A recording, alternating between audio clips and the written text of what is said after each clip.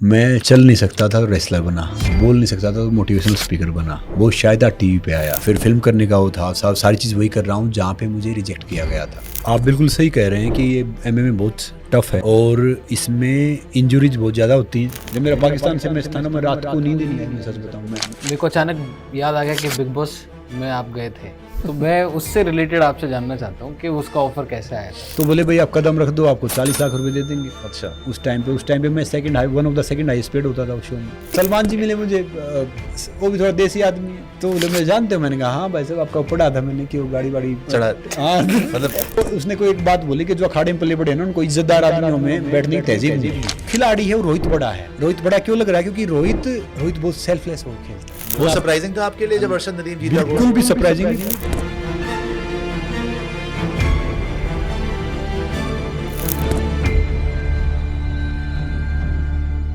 आज हम हैं संग्राम सिंह जी के साथ, बड़े तगड़े रेसलर हैं और अब अपना डेब्यू कर रहे हैं मिक्स्ड मार्शल आर्ट्स में। जैसे आपको पता है कि मिक्स्ड मार्शल आर्ट्स का मतलब ही है कि सारी की सारी मार्शल आर्ट्स मिल जाती है and then it's a free for all. आप रेसलर हो सकते हैं, आप स्ट्राइकर हो सकते हैं, आप कराटे के बैकग्राउंड से हो सकते हैं, आप जुजुत्सु के बैकग्राउंड से हो सकते हैं। तो he will have his first bout against Ali from Pakistan के खिलाड़ी के साथ। और जैसे बोलते हैं भैया, India Pakistan the mother of all battles. तो मैं पहले तो शुक्रगुजार हूँ सर स्पोर्ट्स डायरी को टाइम देने के लिए। और अब आपका बाउट आ ही गया, मतलब 21 सितंबर को बाउट है जॉर्जिया के अंदर और कुछ ही दिन रह गए हैं, तो तैयारी तो पूरी लग रही है। आप तगड़े तो हैं ही शुरू से, लेकिन आपके लिए नई चीज़ है मिक्स्ड मार्शल आर्ट्स, तो क्या प्लान है? और स्पेशली पाकिस्तानी है तो हार तो मंजूर है नहीं हिंदुस्तानियों को, तो उसके लिए और प्रेशर होगा एडेड। थैंक यू सुशांत भाई, मुझे आपके यहाँ पे बुलाने के लिए। मेरा ही मानना ही रहता है कि देखिए, मैं मजाक कर रहा था क्योंकि अभी मैंने रेसलिंग मैच किया, वो भी मोहम्मद के साथ था, पाकिस्तान का रेसलर था जी। तो अब ये जब दूसरा पाकिस्तान के साथ था तो मैं हंस रहा था। मैं कोच को बोल रहा था कि मुझे लगता है कि तारा सिंह के बाद में मैं ही होगा इतना पाकिस्तान वालों से फाइट कर रहा होगा।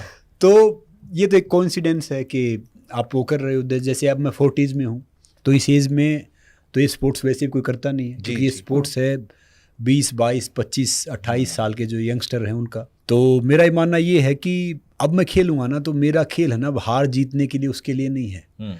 मेरा ये मानना है कि मैं अब खेलूंगा तो ढेर सारे बच्चे इंस्पायर होंगे जिनकी आंखों में खेल का सपना है, स्पोर्ट्स में जाना चाहते हैं या फिटनेस में जाना चाहते हैं या बाकी चीज़ करना चाहते हैं, तो उसी के लिए मैं वो हूँ। और मैं पहले मैच को बहुत लुक फॉरवर्ड कर रहा हूँ। मैं जानता हूँ कि ये बहुत टफ है, क्योंकि पहले मेरी नाकड़ी टूटी हुई रेसलिंग में, और ये तो बहुत टफ है कि भैया अब मैं बैंकॉक में मैंने काफ़ी प्रैक्टिस किया, सिर्फ ये सीखा कि भैया नाक कैसे बचाना है, अब नमू कैसे बचाना है। बात देखो, पाकिस्तान के साथ जब आ जाती है ना, तो हमारा कोच क्या बोलता था कि भाई नेपाल से हार जाओ, बांग्लादेश से हार जाओ, मगर इनसे मत हारना यार। क्योंकि क्या होता था, जब फ्लाइट में भी अगर आप बैठो ना, तो सब मतलब उसका थोड़ा मजाक लेते थे। हाँ। जो हार था जीतता था या ये सब होता था, मगर ये तो एक गेम का पार्ट है। उनका कोच भी उनको यही बोलता है कि इंडिया से नहीं हारना, कि यार इनसे मत हारो यार। मतलब वो तो सेम स्ट्रेटजी होती है। जी जी। और बाहर चाहे भले ही आप दोस्त रहो या भाई की तरह रहो, मगर जब आप मैदान पे जाते हो ना, तो फिर वो बहुत मुकाबला कांटे का होता है, चाहे वो रेसलिंग हो, चाहे वो क्रिकेट हो, चाहे वो हॉकी हो, चाहे कोई भी गेम हो। और क्या है कि रेसलिंग में मिट्टी कुश्ती में पहले पाकिस्तान के रेसलर बहुत स्ट्रॉन्ग थे, मैट पे स्ट्रॉन्ग थे।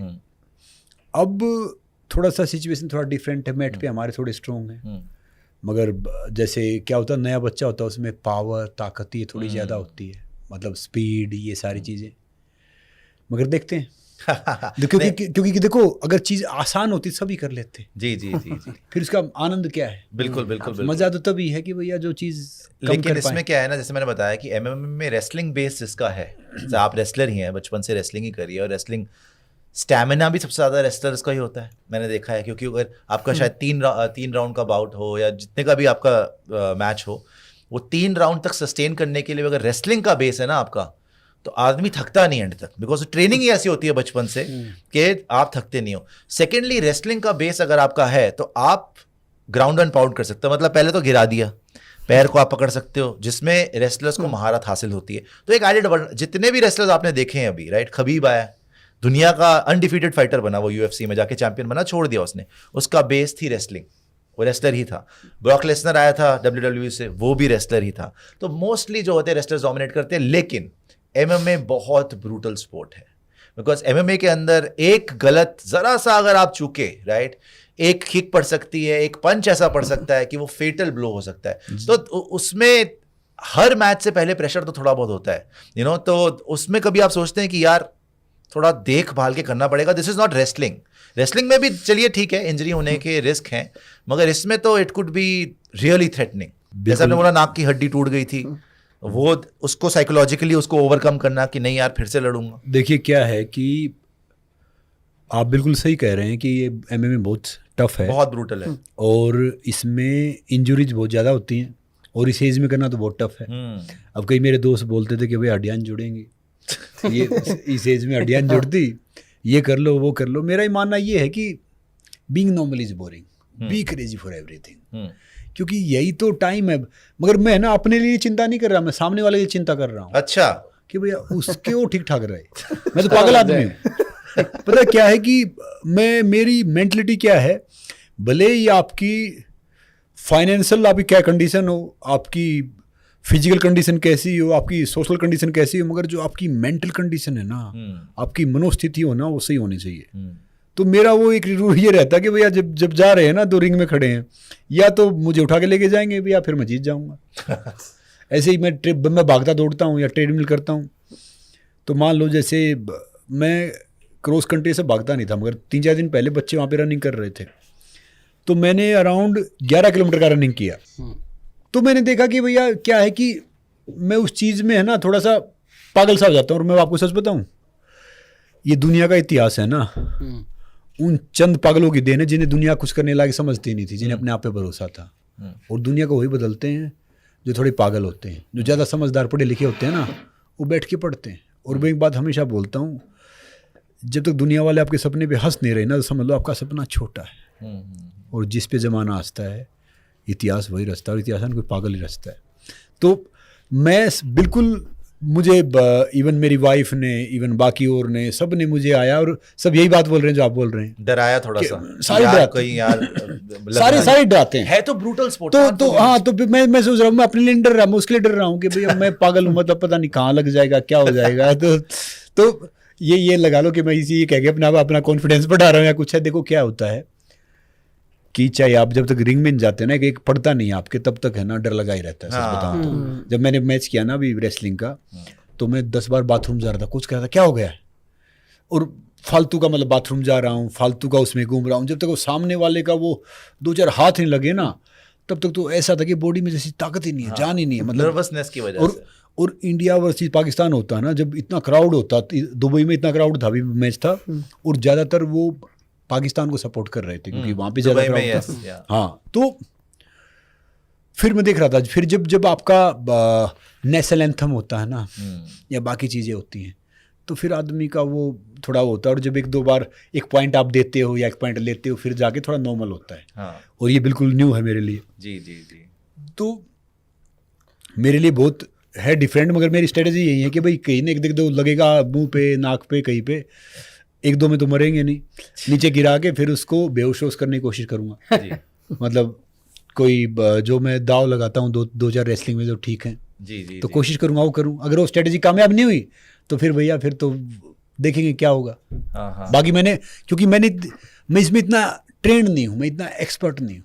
क्योंकि क्या है कि हाँ, एमएमए में क्योंकि क्या है कि इसके लिए बहुत तैयारी करते हैं, पंच का, किक का, हर चीज़ का।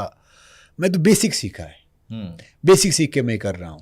इसमें एक चीज़ है, और प्रियांशु पे आएंगे फिर, कि इसमें क्या होता है, जैसे अनफॉरगिविंग बोल रहा हूँ, कि अगर दूसरा वाला नॉकआउट भी हो जाता है, आपने मारा, आपको पता है कि नॉकआउट रुकते नहीं है, मार दिया, बंदा गिर गया, वो गिरे वो कोई मार देगा जब तक रेफरी रोकेगा नहीं। वो गिरे वो एक वो भी मारेगा, 1-2 पंच एक्स्ट्रा भी मार देगा, अगर जब तक रेफरी बीच में आके रोकेगा नहीं। बिकॉज अगर उस टाइम पे उसने नहीं मारा और कहीं वो रिकवर कर गया तो वो बहुत मारेगा। ये बहुत बार देखा मैंने एमएमए में। So it is such an unforgiving sport कि अगर उन्होंने आपको नॉकआउट कर दिया, द अदर पर्सन नोज कि you are knocked out, still ही इंस्टिंक्टिवली ही वो पंच करेगा ही करेगा, किक करेगा ही करेगा। अब तो ऑब्वियसली रूल्स थोड़े से आ गए हैं कि आप जमीन पे गिरे हुए को आप नी नहीं कर सकते या लेग नहीं मार सकते, कुछ ऐसे ऐसे रूल्स हैं, लेकिन है बड़ा ब्रूटल। जी। और इसमें एक और चीज़ है वैसे कि जैसे आपने बोला ना कि आपके लिए नया है, और ऑब्वियसली होता है ना कि नई चीज होती है, थोड़ा सा फेलियर का डर होता है, तो मन में वो डर है फेलियर का, क्योंकि एमएमए में डेब्यू हो रहा है आपका, और एक स्पोर्ट्स पर्सन के लिए कहीं ना कहीं वही मेंटालिटी होती है कि फेलियर दिमाग में होता है, तो क्या उससे डर है वो? देखिए, मैं कभी भी जिंदगी में सफलता असफलता मैं उसमें बिलीव नहीं रखता, मैं प्रोसेस को एंजॉय करता हूँ। I don't believe in success और डिफीट। जिंदगी में वही है। जिंदगी में ना कोई जीतना हारना नहीं है, सिर्फ सीखना होता है।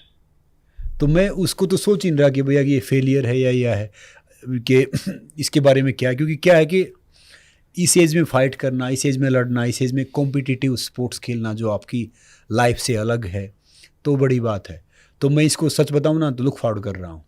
मैं हारूंगा जीतूंगा, देखो ये तो मैं हंसी मजाक की बात थी कि भैया क्या है, ये मुझे भी नहीं पता। जी। मैं कोशिश करूंगा कि अपना बेहतर दूं, और उस मैच में मजा आना चाहिए, चाहे भले ही वो हमें पड़े या भैया सामने वाले को पड़े या कुछ भी हो। वो मैच ऐसा होना चाहिए कि उस मैच से कई बच्चे सीखें, कुछ देखें। अब कहने को तुम बोल दूंगा कि भैया मैं कर दूंगा, और आप यकीन करेंगे मैंने आज तक एमएमए का सिर्फ एक मैच देखा है। वो खबीब का मैंने एक मैच देखा था, खबीब का, और उसका हुआ था वो कॉनर मैकग्रेगर। हाँ, वो भी चैंपियन था जो बहुत फेमस था जी। तो वो 4th राउंड में मैच खत्म हुआ था। मैंने वो मैच, पता है किसने, मेरे भाई के लड़के ने मुझे दिखाया जो 16-17 साल का था। और वो भी कब दिखाया, 2 दिन पहले। अच्छा 21 तारीख को, तो आज तो 12 हो गई, मतलब किसको तो मैच है। उसने 10 तारीख को मुझे मैच दिखाया, फिर मैंने देखा अच्छा यार ये तो बड़ा टफ है। वो उनका मैच था। फिर उसने ऐसे करके वो किया, तो उसने बोला चाचू एक काम करना, वो टेटनस का ये सब इंजेक्शन वगैरह लगवा लेना, क्योंकि बोला चोट लगती है ना फिर वो नहीं होगा। तो मैं समझ रहे हो, हालांकि वो सब वो है, मगर क्या है कि अब फिर मैंने उसका 1-2 वीडियो देखा जो मेरा अपोनेंट है, कि वो किक कैसे मारता है, उसकी स्पीड क्या है, उसका वो क्या है।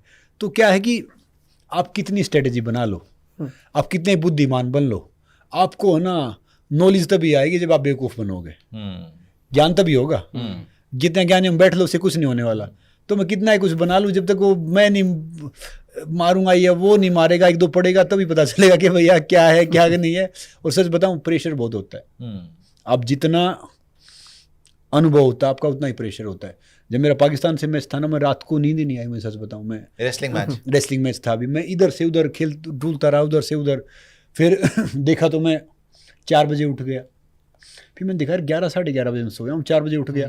हल्का सा फीवर था थोड़ा सा, तो पूरा देखता रहा। पैर में थोड़ी सी उंगली पे चोट थी। तो और मैच होते ही चाहे आप हारो या जीतो, ऐसा हो जाता कि भाई जैसे पता नहीं कुछ था ही नहीं। सब ठीक हो गया, सब हो गया। तो वो एक प्रेशर रहता है। इसमें ही प्रेशर होगा। और इसमें तो क्या है कि different culture, different country, different sports, सब कुछ डिफरेंट है। तो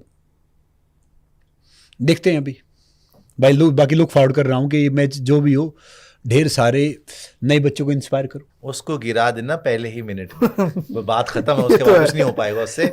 उसकी रेसलिंग की बेस नहीं है, वो नीचे ही रहेगा, आपने फिर ऊपर ही रहना, बस टॉप पोजीशन कंट्रोल करके।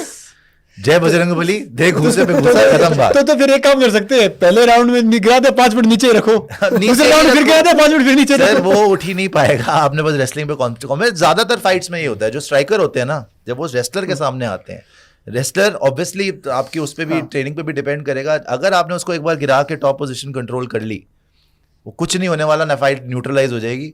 आप बस ये है कि उसके बाद, क्योंकि आपको स्ट्राइकिंग का इतना वो नहीं है, आपने स्ट्राइकिंग इतनी वो करी नहीं हुई, तो मारना बस खींचा के, उसके बाद कुछ देखना नहीं। अच्छा, जी मैं सिर्फ से आपसे पूछ रहा हूँ कि रेसलिंग आपने सारी जिंदगी की है, एमएमए का थॉट कैसे आया कि अब मैं इस स्पोर्ट में जाऊँ या यहाँ से इंस्पायर करूँ लोगों को? एक्चुअली क्या था कि मेरा दुबई में मैच था, तो कई शेख वो मेरे दोस्त बने, उन्होंने मुझे एमएमए के लिए बोला। फिर मैं जहाँ जा रहा सब एमएमए के लिए बोल रहे। फिर मैंने अपने जो नेफ्यूज हैं उनसे पूछा भाई मैच देखा हो? वो मैच एक टीवी पे लाइव था, नेशनल टीवी पे, एक दूसरे टीवी पे। तो बोले कौन सा मैच? में रेसलिंग। क्या रेसलिंग यार, क्यों पकाते हो? बोला एमएमए स्पोर्ट्स है, सोकर स्पोर्ट्स है। तो उनके लिए मतलब ये 2 स्पोर्ट्स बहुत वो थे। तो मैंने कहा अच्छा, फिर एमएमए की चल रही थी, फिर मुझे एक अपॉर्चुनिटी मिली, मौका मिला, तो मैंने कहा चलो ये करके देखते हैं, बाकी सब देखा जाएगा। तो अब नई चीज़ है, नया स्पोर्ट्स है, तो भैया उखली में सर्दी ले तो मूसल से क्या डरना। अब तो जो होगा देखा ही जाएगा। अब तो देखा जाएगा। वो क्या था, एक हमारे साइड था, उसने कभी उसका भगवान जी का नाम लिया नहीं, तो लास्ट स्टेज आ गई, बोला भाई अब तो ले लो। बोला अब क्या लेना, जब इतने दिन अब तो 5 मिनट मुलाकात हो ही जाएगी। तो ये किसा ही गया। अब तो क्या देखना, क्या सोचना है कि भैया जो कुछ होगा देखा जाएगा। अब तो वही होगा।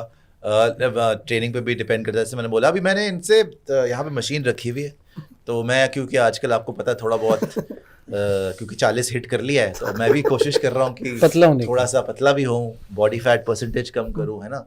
पीछे जिम भी बना रखा है, वो भी दिखाया था भैया को। तो सब कुछ हम कोशिश कर रहे हैं कि फिटनेस पे ध्यान दिया जाए, डाइट अपनी फिर से नियंत्रण में लाई जाए, क्योंकि पागलों की तरह जो खाना पहले खा रहा था उसको बंद करा जाए, है ना। प्रियांशु अभी भी मेरी तरह भैंसा ही है, तो मैं थोड़ा हम वेट कम करने की कोशिश कर रहे हैं। लेकिन तो इन्होंने तो बिल्कुल मना कर दिया कि भैया ये जो मशीन है बॉडी फैट की, इसको हटाओ। तो मेरे को बता रहे हैं कि सब कुछ खाते भी हैं, उसके बाद पता नहीं 200 ग्राम तो देसी घी खा जाते हैं, बाकी सब मीठा भी दबा के खाते हैं, और कोई परवाह नहीं है। ट्रेनिंग ही ऐसी है, जो 4-5 घंटे ट्रेनिंग भी करते हैं, एंड माइंडसेट ऐसा है कि इट डजंट बॉदर कि हम तो भैया देख रहे हैं कि कितना ब्लड शुगर है, तो कितना ये है, तो कितना वो है, तो अच्छा इतने घंटे एक्सरसाइज कर लेंगे, ये खा लेंगे। सो ये मुझे बड़ा, because diet is very very important आज की जो डेली है मॉडर्न ज़माने में, प्लस ट्रेनिंग। तो आपका क्या इसमें रूटीन है? बिकॉज ये मेरे ख्याल से सारे यंगस्टर्स के लिए बहुत बहुत ज़रूरी है। मैं सुशांत भाई आपको बताना चाहूँगा, और जो मेरे युवा दोस्तों को भी बताना चाहूँगा कि जो ये डाइट का और इसका लगा रखा ना वहम, जैसे आप किसी जिम में चले जाओ, आप कहेंगे आपका बॉडी वेट 80 kg है तो 160 ग्राम प्रोटीन खाओ, जी जी जी, आपका ये तो इतना खाओ। अब खुद बताओ ना कि आदमी काम कैसे करेगा, वो फिर बैग में डाल के काउंट करता रहेगा, मैंने एक सेब खाई तो 1 ग्राम प्रोटीन, इस स्कूप में इतने ग्राम प्रोटीन, कैलोरीज काउंट कर ये रहे हैं। सब फालतू की बात है भैया। मैं आपको बताऊं, ठीक है, बॉडी है ना, बॉडी नेचर के हिसाब से चलती है, साइंस के हिसाब से नहीं चलती। आजकल के मेरे युवा दोस्त पता क्या करेंगे, वो ट्रेड में वो पिज्जा खाएंगे, बर्गर खाएंगे, 1000 कैलोरीज, हाँ ट्रेडमिल पे जाके आई हैव बर्न 1200 कैलोरीज। बिल्कुल। अब उन्हें कैसे समझाऊं कि भैया कोई मेरे जैसा अनपढ़ उन पे लिख देता कि भैया ये प्रोटीन है, ये विटामिन है, इसमें इतना वो है, इतना ये सब है, ये बॉडी है ना, उसके हिसाब से चलती है। और आजकल क्या है कि सारे मेरे दोस्त जो युवा बच्चे हैं उल्लू हो गए हैं। उल्लू क्या होता है कि उल्लू रात में जागता है, दिन में सोता है। अब रात भर पार्टी करेंगे, दिन में फिर सोएंगे, और फिर पता क्या, आई एम पार्टी एनिमल। सुनो तो बात सुनो, आई एम पार्टी एनिमल। और पार्टी एनिमल पता क्या करेंगे, 40 के बाद चलते फिरते केमिस्ट हो जाएंगे। 4 बजे खानी है, 7 बजे खानी है, 8 बजे खानी है। तो मैं वापस आ जाता हूँ आपके सवाल पे। बात ये है कि आजकल जो मार्केट में जितना चल रहा है ना कि भाई ये डाइट खाओ, हर 2 घंटे में खाओ, हर इसमें खाओ, ये सब बहुत फालतू की बात है भैया। ये बॉडी है ना उतना तेजाब तब बनाएगी कि बिस्किट खाओगे। एक आयुर्वेदा के हिसाब से तो देखो, 1 टाइम खाओ योगी, 2 टाइम खाओ भोगी, 3 टाइम खाओ रोगी। मैं सिर्फ दो मील लेता हूँ, ठीक है।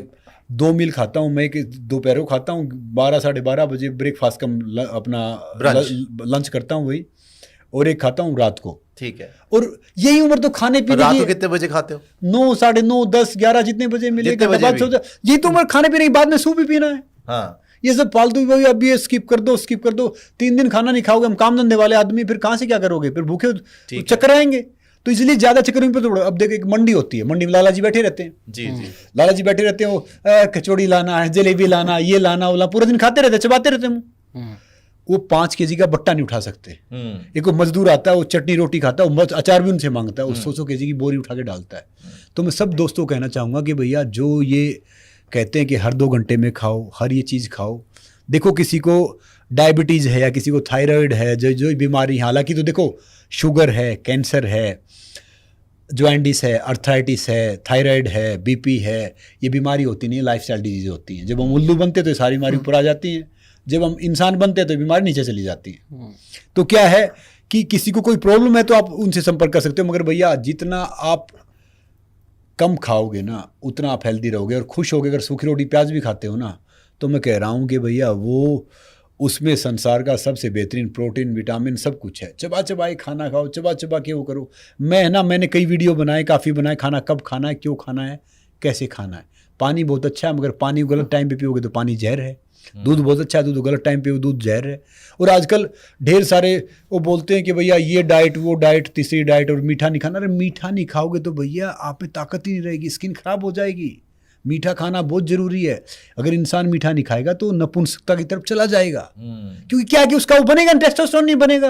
औरत नहीं खाएगी तो बच्चे पैदा करने की उसके एग है वो कमजोर हो जाएंगे। कैसे समझाओ इनको, ये शुगर फास्ट। दूसरा बात, मीठा खाओ, जगरी खाओ, मिश्री खाओ, शहद लो, खांड लो। मैं बहुत मीठा खाता हूँ, ये नेचुरल मीठा खाता हूँ, देख लो आप, स्किन क्वालिटी देख लो, सब सफेद कुछ। चीनी नहीं खाते, व्हाइट शुगर। सफेद चीनी को अवॉइड कर दो। हाँ। कई बार तो ये भी खा लेते हैं जब कुछ नहीं मिलता तो, मगर सफेद चीनी अवॉइड करनी चाहिए। और पानी जो बोल रहे हो कि कौन से टाइम पे नहीं पीना चाहिए? पानी खाना खाने से आधा घंटा पहले ओके। और खाना खाने के 1 घंटे बाद पानी नहीं पीना चाहिए। ओके। और नहाने से पहले और खाने के बाद 1 नंबर जाना चाहिए। ओके। और 2 नंबर दोनों टाइम खाने से पहले जाना चाहिए। ओके। और रात को सोने से पहले 1 बूंद यहाँ पे ऑयल डालो नाभि में। नाभि में, क्योंकि नाभि पूरा सेंटर पॉइंट है बॉडी का। तो कभी भी नाभि में तेल डालोगे तो आपका बॉडी ड्राई नहीं होगी, होठ नहीं फटेंगे और बाकी बॉडी में कई समस्याएं दूर होंगी। कौन सा ऑयल, कोकोनट ऑयल या कौन सा ऑयल? देखिए आप गर्मियों में कोकोनट ऑयल डाल लो, बाकी आप सरसों का डाल लो, बादाम का डाल लो, कोई भी डाल लो। Okay. सरसों का तेल क्या गर्मी में ठंडा हो जाएगा, सर्दी में गर्म हो जाएगा। तो जो छोटे छोटे जो ये नुस्खे हैं ना, ये बड़े कमाल के हैं। और भैया अपने शरीर की हिफाजत है ना धन से ज़्यादा करनी चाहिए। फिर एक टाइम ऐसा आएगा शरीर खराब होगा, धन भी उसकी हिफाजत नहीं कर पाएगा। और कभी भी ये फैट और ये इसके चक्कर में मत पड़ो। फिटनेस का मतलब क्या होता है पता है? फिटनेस का मतलब पता है नहीं किसी को। तो जितने ट्रेनर हैं, जितने वो हैं, जितने हेल्थ पे ज्ञान दे रहे हैं, उनको हेल्थ का एच नहीं पता। अब मैं यही कह रहा हूँ कि भैया मुझे 30 साल हो गए रेसलिंग करते, मुझे मौका मिलता है एमेच्योर प्रोफेशनल डिफरेंट मैं वो करता हूँ। मैं ये कह रहा हूँ कि कोई भी ना मैं ऐसा ट्रेनर देखता ना मैं दूसरा बच्चा देखता कि जो ताकत के लिए वर्कआउट करवाए। 0 साइज हो जाओ, ये वेट कम कर लो तो सब करवा देंगे। Fat to fit, fit to athlete, मैंने एक जगह और बोला था। जब आप ताकत के लिए करोगे ना कि भाई ताकत बनानी है मुझे शरीर में, तो आपकी फिटनेस भी आ जाएगी, आपका सब कुछ आ जाएगा। साइज के लिए नहीं, साइज के लिए कोई फायदा नहीं। तो मैं कह रहा हूं, के लिए नहीं बेसिक। तो उसके लिए पता है बड़ी साधना करनी पड़ती है आपको ताकतवर बनना है। तो वो साधना करोगे ना तो सारी चीज़ हो जाएंगी। एक नियम टाइम सब कुछ करोगे तो सब बन जाएगा। तो बेशर्ते क्या है कि नेचर के हिसाब से चलो, नेचर के हिसाब से करो। अब जैसे मैं क्या कि मैं 2 ही काम करता हूँ, वर्क या वर्कआउट। जो भी टाइम मिलता है वर्कआउट करता हूँ। मैं 20 दिन फ्लाइट करता हूँ, तो मतलब फ्लाइट में रहता हूँ 20-22 दिन महीने में। तो मैं है ना, जैसे आजकल मान लो आप बिजनेस क्लास में जा रहे हो या किसी जा रहे हो, तो टॉयलेट में जाके 5-6 डिप्स तो वही मार लेता हूँ खड़ा होके। बाहर वाले पता क्या सोचते हैं, इसका पेट खराब है। तो बाहर वाले आता हूँ ना, कहीं हंसते हैं, ओह इसका पेट खराब था। उन्हें पता कि मेरा टाइम हो गया है और मैं हाथों में रखता हूँ। तो मैं है ना आपको कुर्सी पे बैठे बैठे 16 वर्कआउट बता दूंगा। मेरे अनुसार अगर आपको नेशनल लेवल का वर्कआउट करना है, एक एथलीट बनना है, तो आपको 3 फीट चौड़ा और 6 फीट लंबा एरिया, एक मैट टॉवल बहुत है, उस पर आप कितना वर्कआउट कर सकते हो। और 1500-2000 रुपये बहुत है महीने में, रोजी रोटी के अलावा आप डाइट खा के वो कर सकते हो। देखो मैं नहीं कहूँगा कि भाई प्रोटीन गलत है, दूसरा गलत है, मगर खाली पेट कोई चीज़ नहीं खानी चाहिए। अब प्री वर्कआउट मेरे से पूछते हैं जी, प्री वर्कआउट खाओ, पोस्ट वर्कआउट खाओ, ये सब फालतू ही चीज़ है। प्री वर्कआउट मैं आपको बताऊँ, गर्म पानी लो, उसमें थोड़ा शहद डालो, सिप करके पियो। सर्दियों में तो गर्म पानी लिया, थोड़ा सा वार्म लिया, शहद डाला, तो प्री वर्कआउट हो गया आपका, मिड भी हो गया। और गर्मियों में क्या करो कि 1 लीटर पानी लिया, 4 नींबू निचोड़े, उसमें थोड़ा सा नमक डाला और थोड़ा सा आपने खांड है या थोड़ी सी चीनी डाल दी, ग्लूकोज बन गया, सिप वो पियो, वो हो गया आपका प्री मिडल।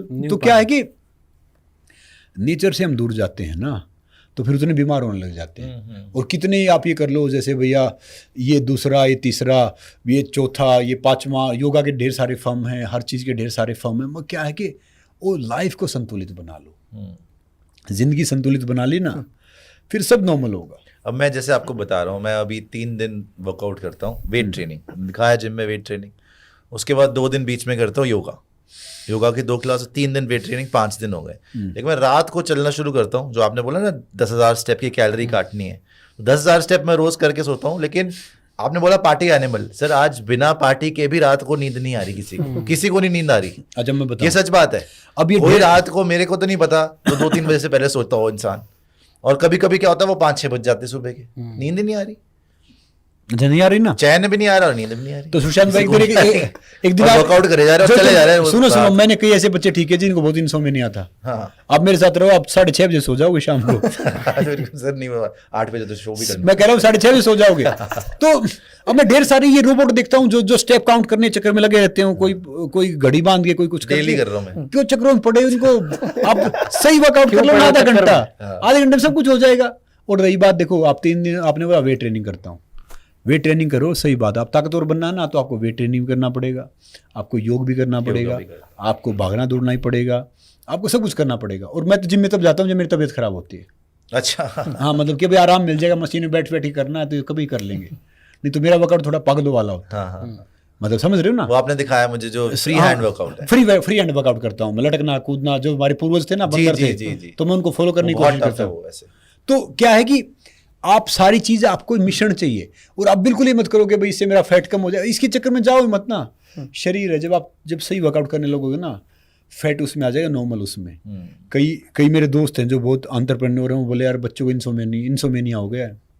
अब मुझे तो पता भी नहीं इंसोमेनिया होता क्या है। 3 दिन पहले एक डॉक्टर कह रहा था मुझे, मैंने और भी कहीं बोला था कि भैया एक लीवर साइरोसिस है ना, ये ऐसी बीमारी, ये सब। मैंने डॉक्टर साहब आपको ही होगा, हमें नहीं होगा। बोला क्यों? हमें स्पेलिंग ही नहीं पता इसकी, तो हमें कहाँ से होगा? तो भैया जो यहाँ पे चीज़ लेके आ रहे हो, फैट वेट, कैसे? मैंने पूरे दिन से मैं खा रहा हूँ, बैठा खा रहा हूँ, इंजॉय कर रहा हूँ उसको, क्योंकि मुझे पता कि चीज़ कर लो। तो जो जैसा खाओगे ना वैसा होगा मन, जैसा पियोगे पानी वैसे निकलेगी वाणी, जैसी संगत वैसी रंगत।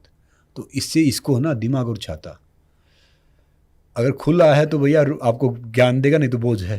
तो इसको सही तरीके से खोल के रखो ना। जो ढेर सारी आप अखबार में पढ़ते हो, देखो हेल्थ की किताबों लिखेगा जो बेचारा बीमार रहा है जी, या पैसे की बातों करेगा, पैसे की, जिसके पास पैसे नहीं है। हाँ। तो हमेशा वो एक राह है, जो सही इंसान होगा ना वो चुपचाप रहेगा, संतुलन में रहेगा, और बाकी चीज़ें नॉर्मली कर देगा। जैसे डॉक्टर, आई रिस्पेक्ट डॉक्टर, और मुझे एक बीमारी थी बहुत खतरनाक, जो डॉक्टर बोलते थे कि बीमारी 99.9% ठीक नहीं हो सकती, डेथ के साथ जाती है। और मैं कहता हूँ हर बीमारी 200% क्योरेबल है। कुछ भी बीमारी बॉडी में सिर्फ 10% होती है, 90% दिमाग में होती है, माइंड में होती है। तो इसीलिए मैं कह रहा हूँ कि ये काउंट करना ही करना ना, एंजॉय करो, पसीना निकालो। और वर्कआउट काउंट पता कब होगा? जब पसीना आ जाएगा ना, उसके 30-40 मिनट बाद तक करोगे वर्कआउट, तो उसको तब वो वर्कआउट में काउंट होगा। ओके। हाँ, नहीं तो देखो नॉर्मल वो फिर वो तो कैसे ही कर लो जैसे जो करते हैं। और इसके लिए आपको कुछ ज़्यादा कुछ ज़्यादा खाने पीने की ज़रूरत है, ना कुछ करने की ज़रूरत। दूध पियो, दूध से कोई ताकतवर चीज़ है ही नहीं। दूध से आपका घी बनता है, दूध से आपका पनीर बनता है, दूध से आपका प्रोटीन बनता है। जी जी। तो घी खाओ। घी एक सूखी लकड़ी पे डाल दो, आज बता के जा रहा हूँ, सूखी लकड़ी पे डाल दो, सूखी लकड़ी थोड़े दिन में लाल हो जाएगी। 10 दिन डाल के देख लो आप, चाहे आपकी फ्लोर पे डाल के देख लो साइड में, अगर ये लाल नहीं हो जाए ना तो आप मुझे बता देना। देसी घी, ये वाला घी नहीं, ये वाला तो जो आजकल दुकानों में मिलता है नहीं, पता गर्मी में तो ये जम जाता है और सर्दी में पिघल जाता है। ये वाला नहीं, देसी घी जो सही चीज़ मिलेगी ना, उस सही चीज़ का तोड़ है ही नहीं। तो मैं यही कह रहा हूँ कि अगर आप नेचर के 7 दिन वर्कआउट करते हो ना, वो वर्कआउट करो जिसको आप पसंद करते हो, मतलब जो आपको अच्छा लगता है, स्विमिंग करना, भागना, दौड़ना, और 7 दिन बदल के करो। 6 दिन, अब आपने बोला 3 दिन मैं करता हूँ, 2 दिन वो करता हूँ, 3 दिन वो करता हूँ, सारे चीज़ करो। अब खाना तो खाते हो ना 6-7 दिन जी। मैं जिस दिन वर्कआउट नहीं करता ना, उस दिन मैं खाना नहीं खाता। अच्छा। अगर आज मैं वर्कआउट नहीं किया ना तो सिर्फ मैं करके उस हो जाऊँगा, मैं खाना खाऊंगा नहीं। दिन में खा लिया। तो कोशिश क्या है कि इसको ना वर्कआउट को इंजॉय करो। ये मत करो कि भाई मैं कैलोरी बर्न कर रहा हूँ, उस कैलोरी तो बर्न हो जाएंगे अपने आप, सारी चीज़ अपने आप हो जाएगी। और जो ये मशीन होती है ना जिससे आप माप रहे हो, सिर्फ नापने की मशीन आपको साई के बड़े सेंटर में जाओगे ना वहाँ पे मिल सकती है, जैसे पटियाला NIS मिल गई या सोनीपत मिल गई, ये सब गलत बताएंगे। ओके। ये आपको लग रहा है कि भाई आपके हिसाब से ठीक बता दिया, चलो अच्छी बात है, बाकी ये एग्जैक्टली होता नहीं। और फैट वेट क्या, ये शरीर है भैया, कहीं मोटा पतला ही तो हो ही जाएगा। ताकतवर कितने हो, थकते कितने नहीं हो, क्या आपका वो है। अब सबके लिए फिटनेस का पैमाना क्या होता है कि आपने दैनिक कार्य आसानी से कि शाम को नींद आ जाए आराम से, वो फिटनेस है। बाकी कोई 1 किलोमीटर भागता है, कोई 10 किलोमीटर भागता है, कोई 1 घंटा वर्कआउट करता है, कोई 4 घंटे वर्कआउट करता है, कोई 5 मिनट में वर्कआउट में थक जाता है, कोई कई घंटे में थकता। तो सबका अपना अलग अलग स्टेमिना है, सबका अपना अलग अलग वो है। तो इसीलिए ज़्यादा वो चीज़ ना सोचनी चाहिए, ना वो करनी चाहिए। बाकी फिर भी क्या है कि सुबह उठ के जैसे पानी पियो नॉर्मल करके, फिर एक फ्रूट खाना चाहिए। अगर आपकी बॉडी में कुछ भी जा रहा है तो कोई डिब्बा वाली चीज मत जाने दो, कोई डिब्बे वाली चीज। आप वे प्रोटीन, क्रेटीन के आप खिलाफ हो कि ये सब पाउडर वाला स्टफ ना लें? देखो मैं खिलाफ तो मैं वन ऑफ द बहुत रिनाउंड कंपनी का ब्रांड एम्बेसडर रहा हूँ। ओके। और मैं कहीं जुड़ा, मैं खिलाफ नहीं हूँ किसी चीज़ के, मगर मैं कहना चाह रहा हूँ कि खाली पेट कोई भी चीज़ खाना, कितनी अच्छी कंपनी प्रोटीन नुकसान करेगा, फायदा नहीं करेगा। ओके। खाली पेट कोई भी डिब्बे वाली चीज़ आपके अंदर जा रही है तो नुकसान तो गलत है। हालांकि आजकल तो फ्रूट का किसी चीज़ का भरोसा तो है नहीं, पर फिर भी क्या है, कम से कम हमारा जो माइंड है, हमारा दिल है, वो सेटिस्फाई तो हो जाए कि भाई चलो फ्रूट खाया है, ठीक है, तो सुबह उठ के एक फ्रूट खाया, पानी पिया, फ्रूट खाया, यहाँ नहीं, सुबह उठ के बस खाली पेट वर्कआउट करो। अच्छा वर्कआउट करो पहले। अगर कोई कहते ना कि मैं खा पी के जिम में तो ये करके जा रहा हूँ, कोई जो खा पी के जाओगे ना सब उल्टा आ जाएगा। वर्कआउट जो मैं करता हूँ तो खाली पेट करता हूँ। खाली पेट। अगर खाली पेट आपको प्री चाहिए तो मैंने बता दिया कि सर्दियों में आप वो कर लो, गर्मियों में ये कर लो। जी। वर्कआउट करने के बाद ये खा पी लो अपना। सर वही उल्टा है ना, यहाँ पे पेट भी भरा हुआ है और वर्कआउट भी नहीं है, तो फिर नहीं, कैसे बट वैसे एक चीज है कि आपने एक बड़ी इंटरेस्टिंग चीज का जिक्र करा कि आपने डिजीज के बारे में बताया जो आपको बहुत पहले हुई थी और डॉक्टर्स ने बोल दिया था कि क्योरेबल नहीं है और डेथ के साथ ही Life जाएगी, threatening है ना, लाइफ थ्रेटनिंग है। तो उस टाइम पे ऑब्वियसली बहुत मुश्किल फेज रहा होगा जब डॉक्टर्स ऐसा बोल देते हैं। ये प्रियांशु तो आप भी कैसा बता रहा रहे थे था कि शायद सर व्हील चेयर पे थे। हाँ बिल्कुल, मैंने ये चीज देखी थी और वो पता भी लगा था मुझे, तो मेरे को यही जानना था कि उसके बाद वो क्या फीलिंग मन में चल रही थी, क्योंकि ऑब्वियसली 10 टेंशन आ जाती है कि जब डॉक्टर्स ने ये बात बोल दी है। उससे फिर आपने सेल्फ क्यों I नहीं think करा? 8 आपने साल और आज आप शायद एमएमए लड़ रहे हो, अगर आप व्हील देखो, चेयर पे देखो, थे, 8 साल शायद व्हील चेयर पे थे। बहुत बड़ी देखो मैं आप सबको बताऊं कि मेरी जिंदगी का जो मोटिवेशन है मेरा रिजेक्शन है। रिजेक्शन। मेरी जिंदगी का मोटिवेशन मेरा रिजेक्शन है। मैं चल नहीं सकता था, रेसलर बना, बोल नहीं सकता था तो मोटिवेशनल स्पीकर बना, बहुत शायद टीवी पे आया, फिर फिल्म करने का वो था, सारी चीज़ वही कर रहा हूँ जहाँ पे मुझे रिजेक्ट किया गया था। तो क्या था कि मैं हरियाणा में, मेरा गांव पड़ता रोहतक डिस्ट्रिक्ट में मदीना, बहुत हम्बल फैमिली से हम आए, तब पैरों में जूते नहीं होते थे, बस का किराया नहीं होता था, सारी चीज़ हमने देखी। तो मेरे पैरों से दर्द स्टार्ट हुआ था। आज भी देखो मेरे पैर की उंगलियां मुड़ी हुई हैं, ये अर्थराइटिस के कारण। पैरों से दर्द स्टार्ट हुआ था और ये दर्द स्टार्ट होते होते फिर वो यहाँ पे आ गया। किसी ने बोला कि भाई तालाब में नहाता है, 3-3.5 साल का था बच्चा तब बाहर जाते थे, क्योंकि हम तो गांव में आए 12-13 साल तक तो नंगे घूमते थे, कहाँ मतलब ये सब ये चीज़ें होती थी। तो फिर वो दर्द है ना, वो कोई कीड़े वाली दवाई दिला रहा है। मेरी माँ मुझे उठा के लेके जाती थी गोद में 2-3 किलोमीटर, क्योंकि उनके पास बस का किराया नहीं होता था। वो दर्द यहाँ पे आ गया, फिर यहाँ पे आ गया, फिर यहाँ पे आ गया। एक टाइम ऐसा हो गया कि मैं अपने हाथ से अपना मुंह धो सकता था, हर ज्वाइंट में पेन हो गया, मतलब पैरालाइज हो गए एक तरीके से, मतलब हर ज्वाइंट में अर्थराइटिस आ गया। तो मैं अपने हाथ से अपना मुंह धो सकता था। और स्ट्रो पे मतलब ऐसा हो गया कि भाई आप सिर्फ लिक्विड ले सकते हो, ये खोल भी नहीं सकता था। अच्छा। और व्हील चेयर तो अखबार वाले लिखते, इतने पैसे ही नहीं होते थे व्हील चेयर ले, तो चारपाई पे मैं रहता था। आंखें खुल जाती थी, मगर आंखें खुल के है ना, धूप निकलती तब मूव करता था, आंखें खुल के हिलता ना तो इतना दर्द होता था कि भाई पड़ोसी भी उसको वो करे। नेचर कॉल के लिए बाहर जाना होता, लकड़ी के सहारे, इसके सहारे धूप निकलती तब चलता। और इस बीमारी में क्या होता है, देखो मैं रूमेटिक अर्थराइटिस में सबको समझा रहा हूँ, ढेर सारे मुझे भी जवाब आते हैं, वीडियो बनाए इसके ऊपर। ये हमारे ज्वाइंट हैं। और पहले बताता हूँ, ये रूमेटिक अर्थराइटिस है गठिया बा 30 प्रकार का होता है, जिसमें से ढेर सारी वो है जो मुझे पता चला। बा इसका मतलब था आम वात। जब हम कोई खाना खाते हैं और वो पचता नहीं है, खाना सड़ जाता है ना, तो फिर वहाँ पे गैस बनना इकट्ठा होता है। तो गैस बना के वो बाय आता है, कभी आप रूमेटिक अर्थराइटिस का, कभी दूसरा आ गया, तो ये सब होता है। तो ये सड़ गया खाना और पचा नहीं, और वो खाना सड़ता पचता क्यों हो गया, क्योंकि हम पानी पहले पी लेते हैं या बाद में वो करते हैं, या फिर जैसे रात को खाना खा के एकदम सो जाते हैं, या कई चीज़ें हम ऐसी कर लेते हैं, जैसे खाने के साथ कोल्ड ड्रिंक ले लिया या खाने के साथ कोई ऐसी चीज़ ले ली जिससे नुकसानदायक होता है। तो ये हड्डियाँ ऐसी हो जाती हैं उसमें। फिर क्या होता है कि ब्लड आपको स्टीरॉइड देंगे मोस्टली इसमें कि भाई हड्डियों में काम करे, या दूसरा दवाई लेंगे ना तो इसमें थोड़ा खून पतला हो जाता है, वरना रूमेटिक अर्थराइटिस में ब्लड जम जाता है, पूरा हड्डी ऐसे हो जाती है, ब्लड थिनर दे देते हैं। तो वो हमें लगता है आराम हो गया।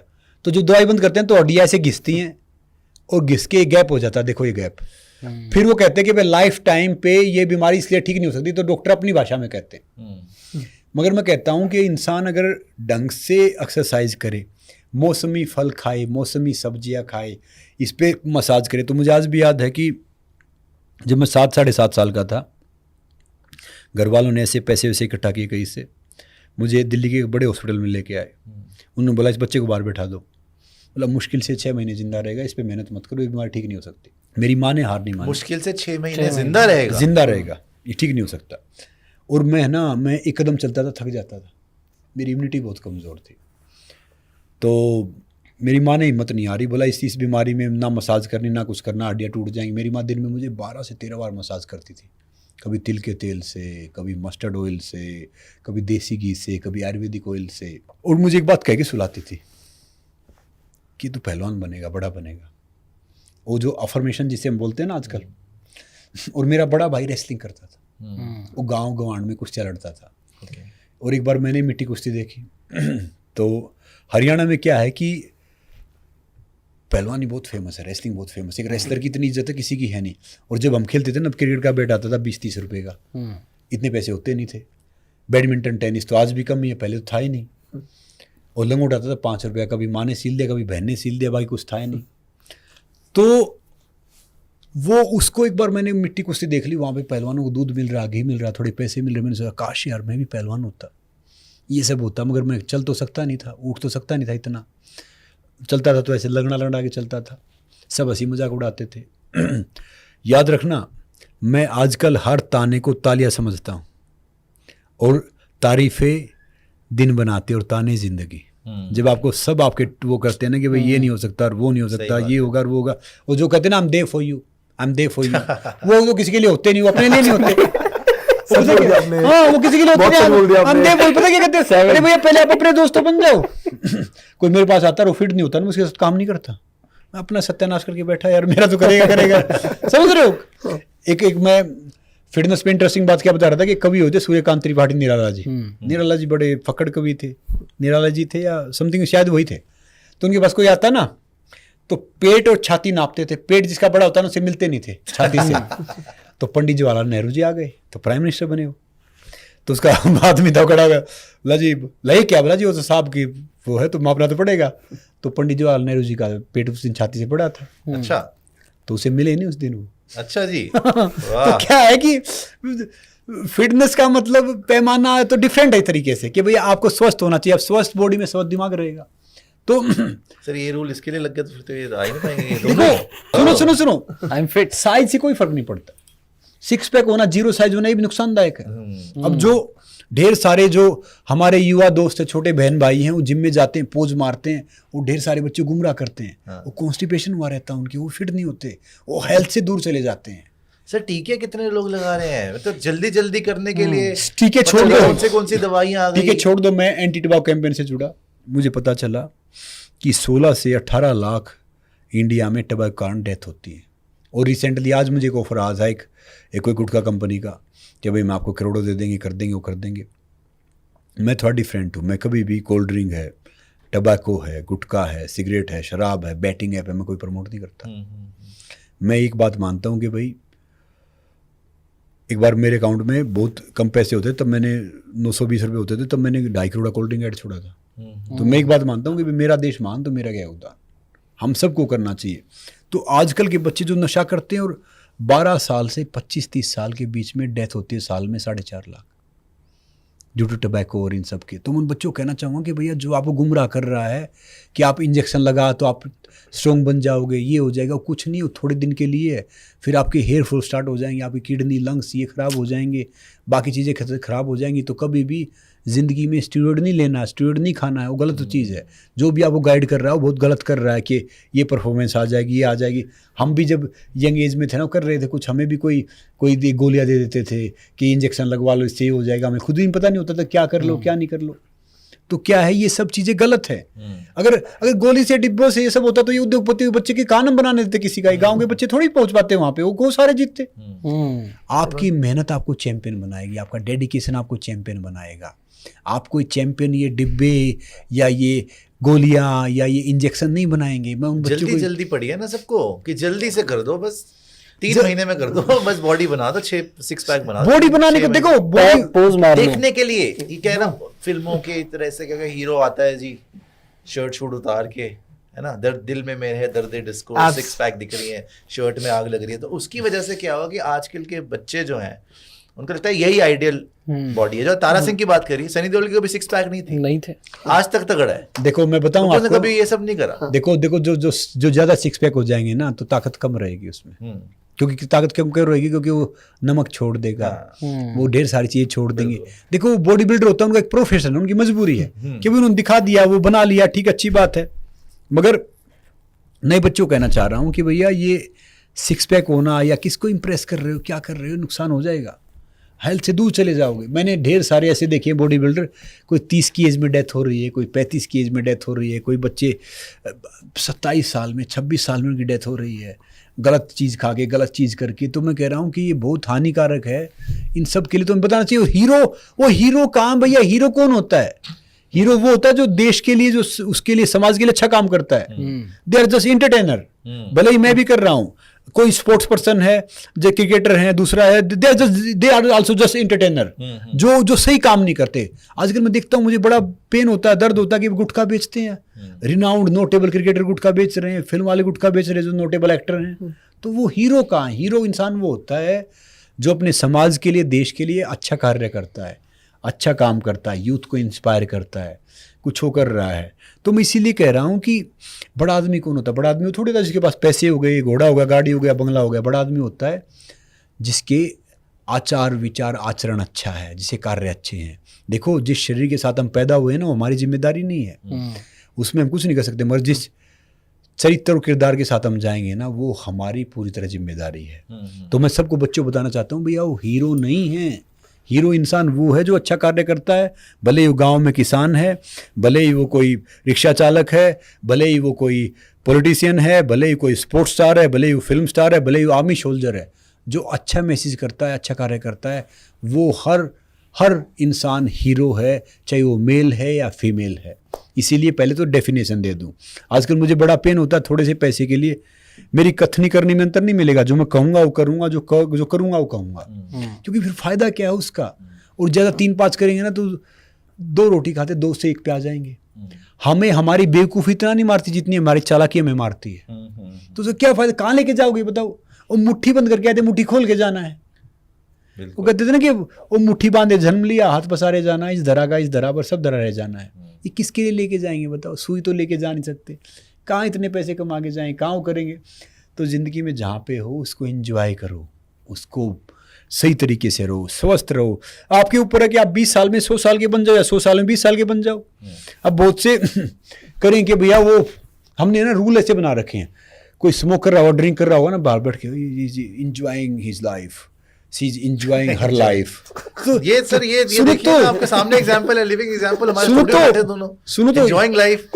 तो अगर ये ऐसा करे तो मुर्गा बनाएंगे इनको। वो एंजॉय क्या कर रहे हैं? अगर मैं डंड मारूंगा कहीं गली रोड पे तो कहीं पागल हो गया। सुनो तो, गली पागल हो गया। वो दिक्कत तो क्या, अंग्रेज तो चले गए, मैं कूड़ा करके डीन छोड़ गए।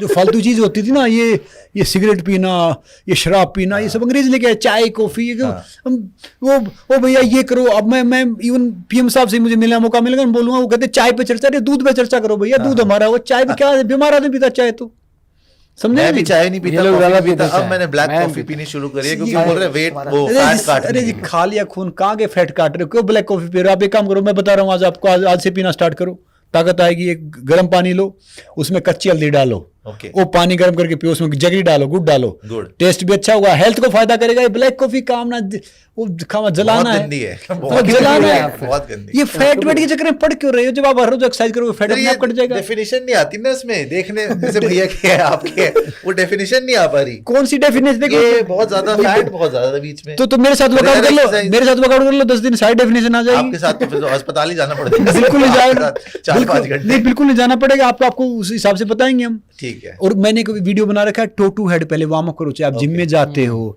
चाहे आप योगा करते हो, चाहे आप रनिंग करते हो, चाहे आप रेसलिंग करते हो, MMA करते हो, टो टू हेड पहले वार्म अप करो।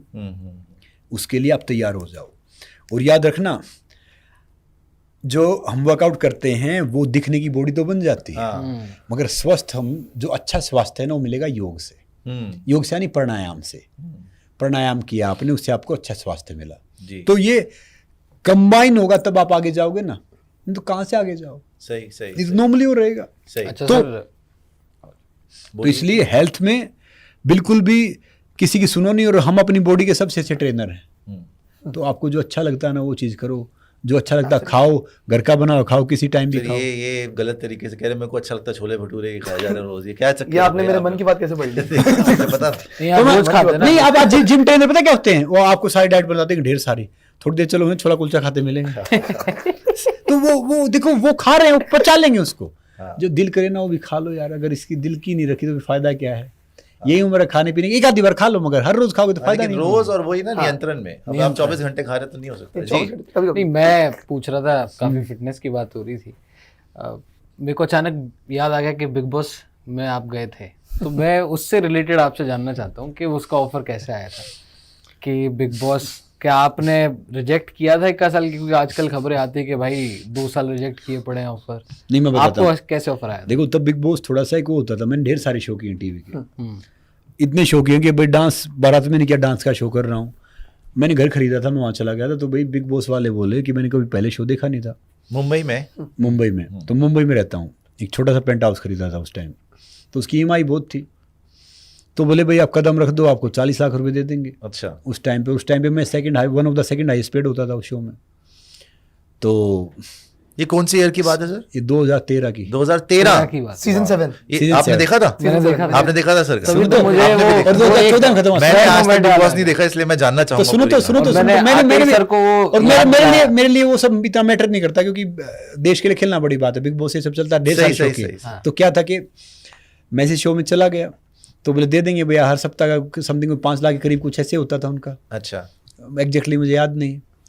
तो मुझे पता नहीं था कि भाई शो में क्या है क्या कुछ नहीं। एक बार खली गया था शो में, हाँ जी। उसकी न्यूज़ पढ़ता था कि भाई उसकी तो बहुत बेइज्जती हुई, मतलब बहुत वो थोड़ा सा वो वैसा किया, तो वो कोई उसके चिल्लाते रहते, बेचारा चुपचाप बैठा रहता है। तो मतलब यही हमने यही पढ़ा था, ज्यादा कुछ कर नहीं पाते थे। तो हाँ मतलब वो तो मैंने कहा यार ये तो बात तो गलत है, मैं चला गया, अब क्या करे, मरता है क्या ना करता।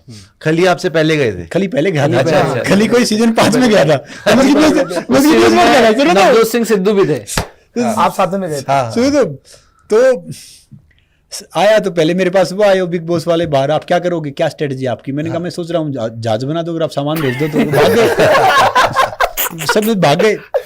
तो सलमान जी मिले मुझे, अच्छा वो भी थोड़ा देसी आदमी है, वो बहुत बढ़िया आदमी। देखो कोई इंसान गलत नहीं है, सब अलग है, हाँ हाँ, गलत कोई नहीं है, सब कमाल के हैं। सही से। ये पर अब हमारे पास कोई फालतू टाइम है, नहीं नहीं नहीं, तो परमात्मा के पास कहाँ फालतू टाइम है कि सही बात फालतू चीज बनाएगा। सही बात। जब हमारे पास फालतू टाइम नहीं, तो उनके पास कहाँ फालतू है? जितने नमूने बनाए सब कमाल के बनाए हैं। ठीक है, फिर आप वो- सलमान से मिले? तो बोले मैं जानते हो, मैंने कहा हाँ भाई साहब आपका पढ़ा था मैंने कि वो गाड़ी वाड़ी चढ़ा हाँ मतलब वो Accident उस वाला नहीं कि वो मैंने कहा कि वो आपका बहुत वो था, मतलब जो गाड़ी का एक्सीडेंट वाला था, मैंने पढ़ा था अखबार में। तो तब तक मैं इतना ज़्यादा फिल्मों का शय भी इतना था नहीं, मतलब हमारे इधर धर्मेंद्र साहब का थोड़ा ज़्यादा हो रहता था कि उनकी फिल्में देख ली, ये सब कर लिया। तो सिंह से मिला, तो फिर वो बहुत हंसने लगे, बहुत देसी इंसान। तो बोला शो कुछ ऐसी ऐसी करा, जैसे वैसे ही रहना। तो मेरे से पूछते थे, जैसे मैं शो में पहुंचा तो भाई मुझे पता नहीं था कि तब इंग्लिश भी इतनी अच्छी थी नहीं। हाँ। और मैं जो अखाड़े के बाहर से डेरी लगती थी ना, 50-30 रुपए निक्कर, 20 रुपए बनियान, हम तो वो पहने। हाँ। तो वहाँ पे कई बच्चे बोले कि भाई ये शर्ट है ना, आई बोट फ्रॉम जर्मनी। तो मैंने कहा अच्छी बात है, मैं इंग्लिश समझ में क्या आती, मैं सोचता हूँ, मैं देखता था ढेर सारे ये घूम रहे, अब तो सारे मेरे दोस्त हैं, मैं किसी के लिए क्या बोलूँगा। मैं इतने पैसे मिल रहे थे, पैसे काउंट करता था हाँ। कि भाई इतने, ये चलो 60 लाख EMI तो इतने उतर गए, इतने उतर गए, इतने उतर गए, मतलब जो नॉर्मल जैसा था। तो ये मैंने 2 लाख रुपया खरीदा, 2 लाख का नाम लेती, मैं भी चौंका, शर्ट ली 2 लाख की। शर्ट 2 लाख रुपए की आती है। हाँ।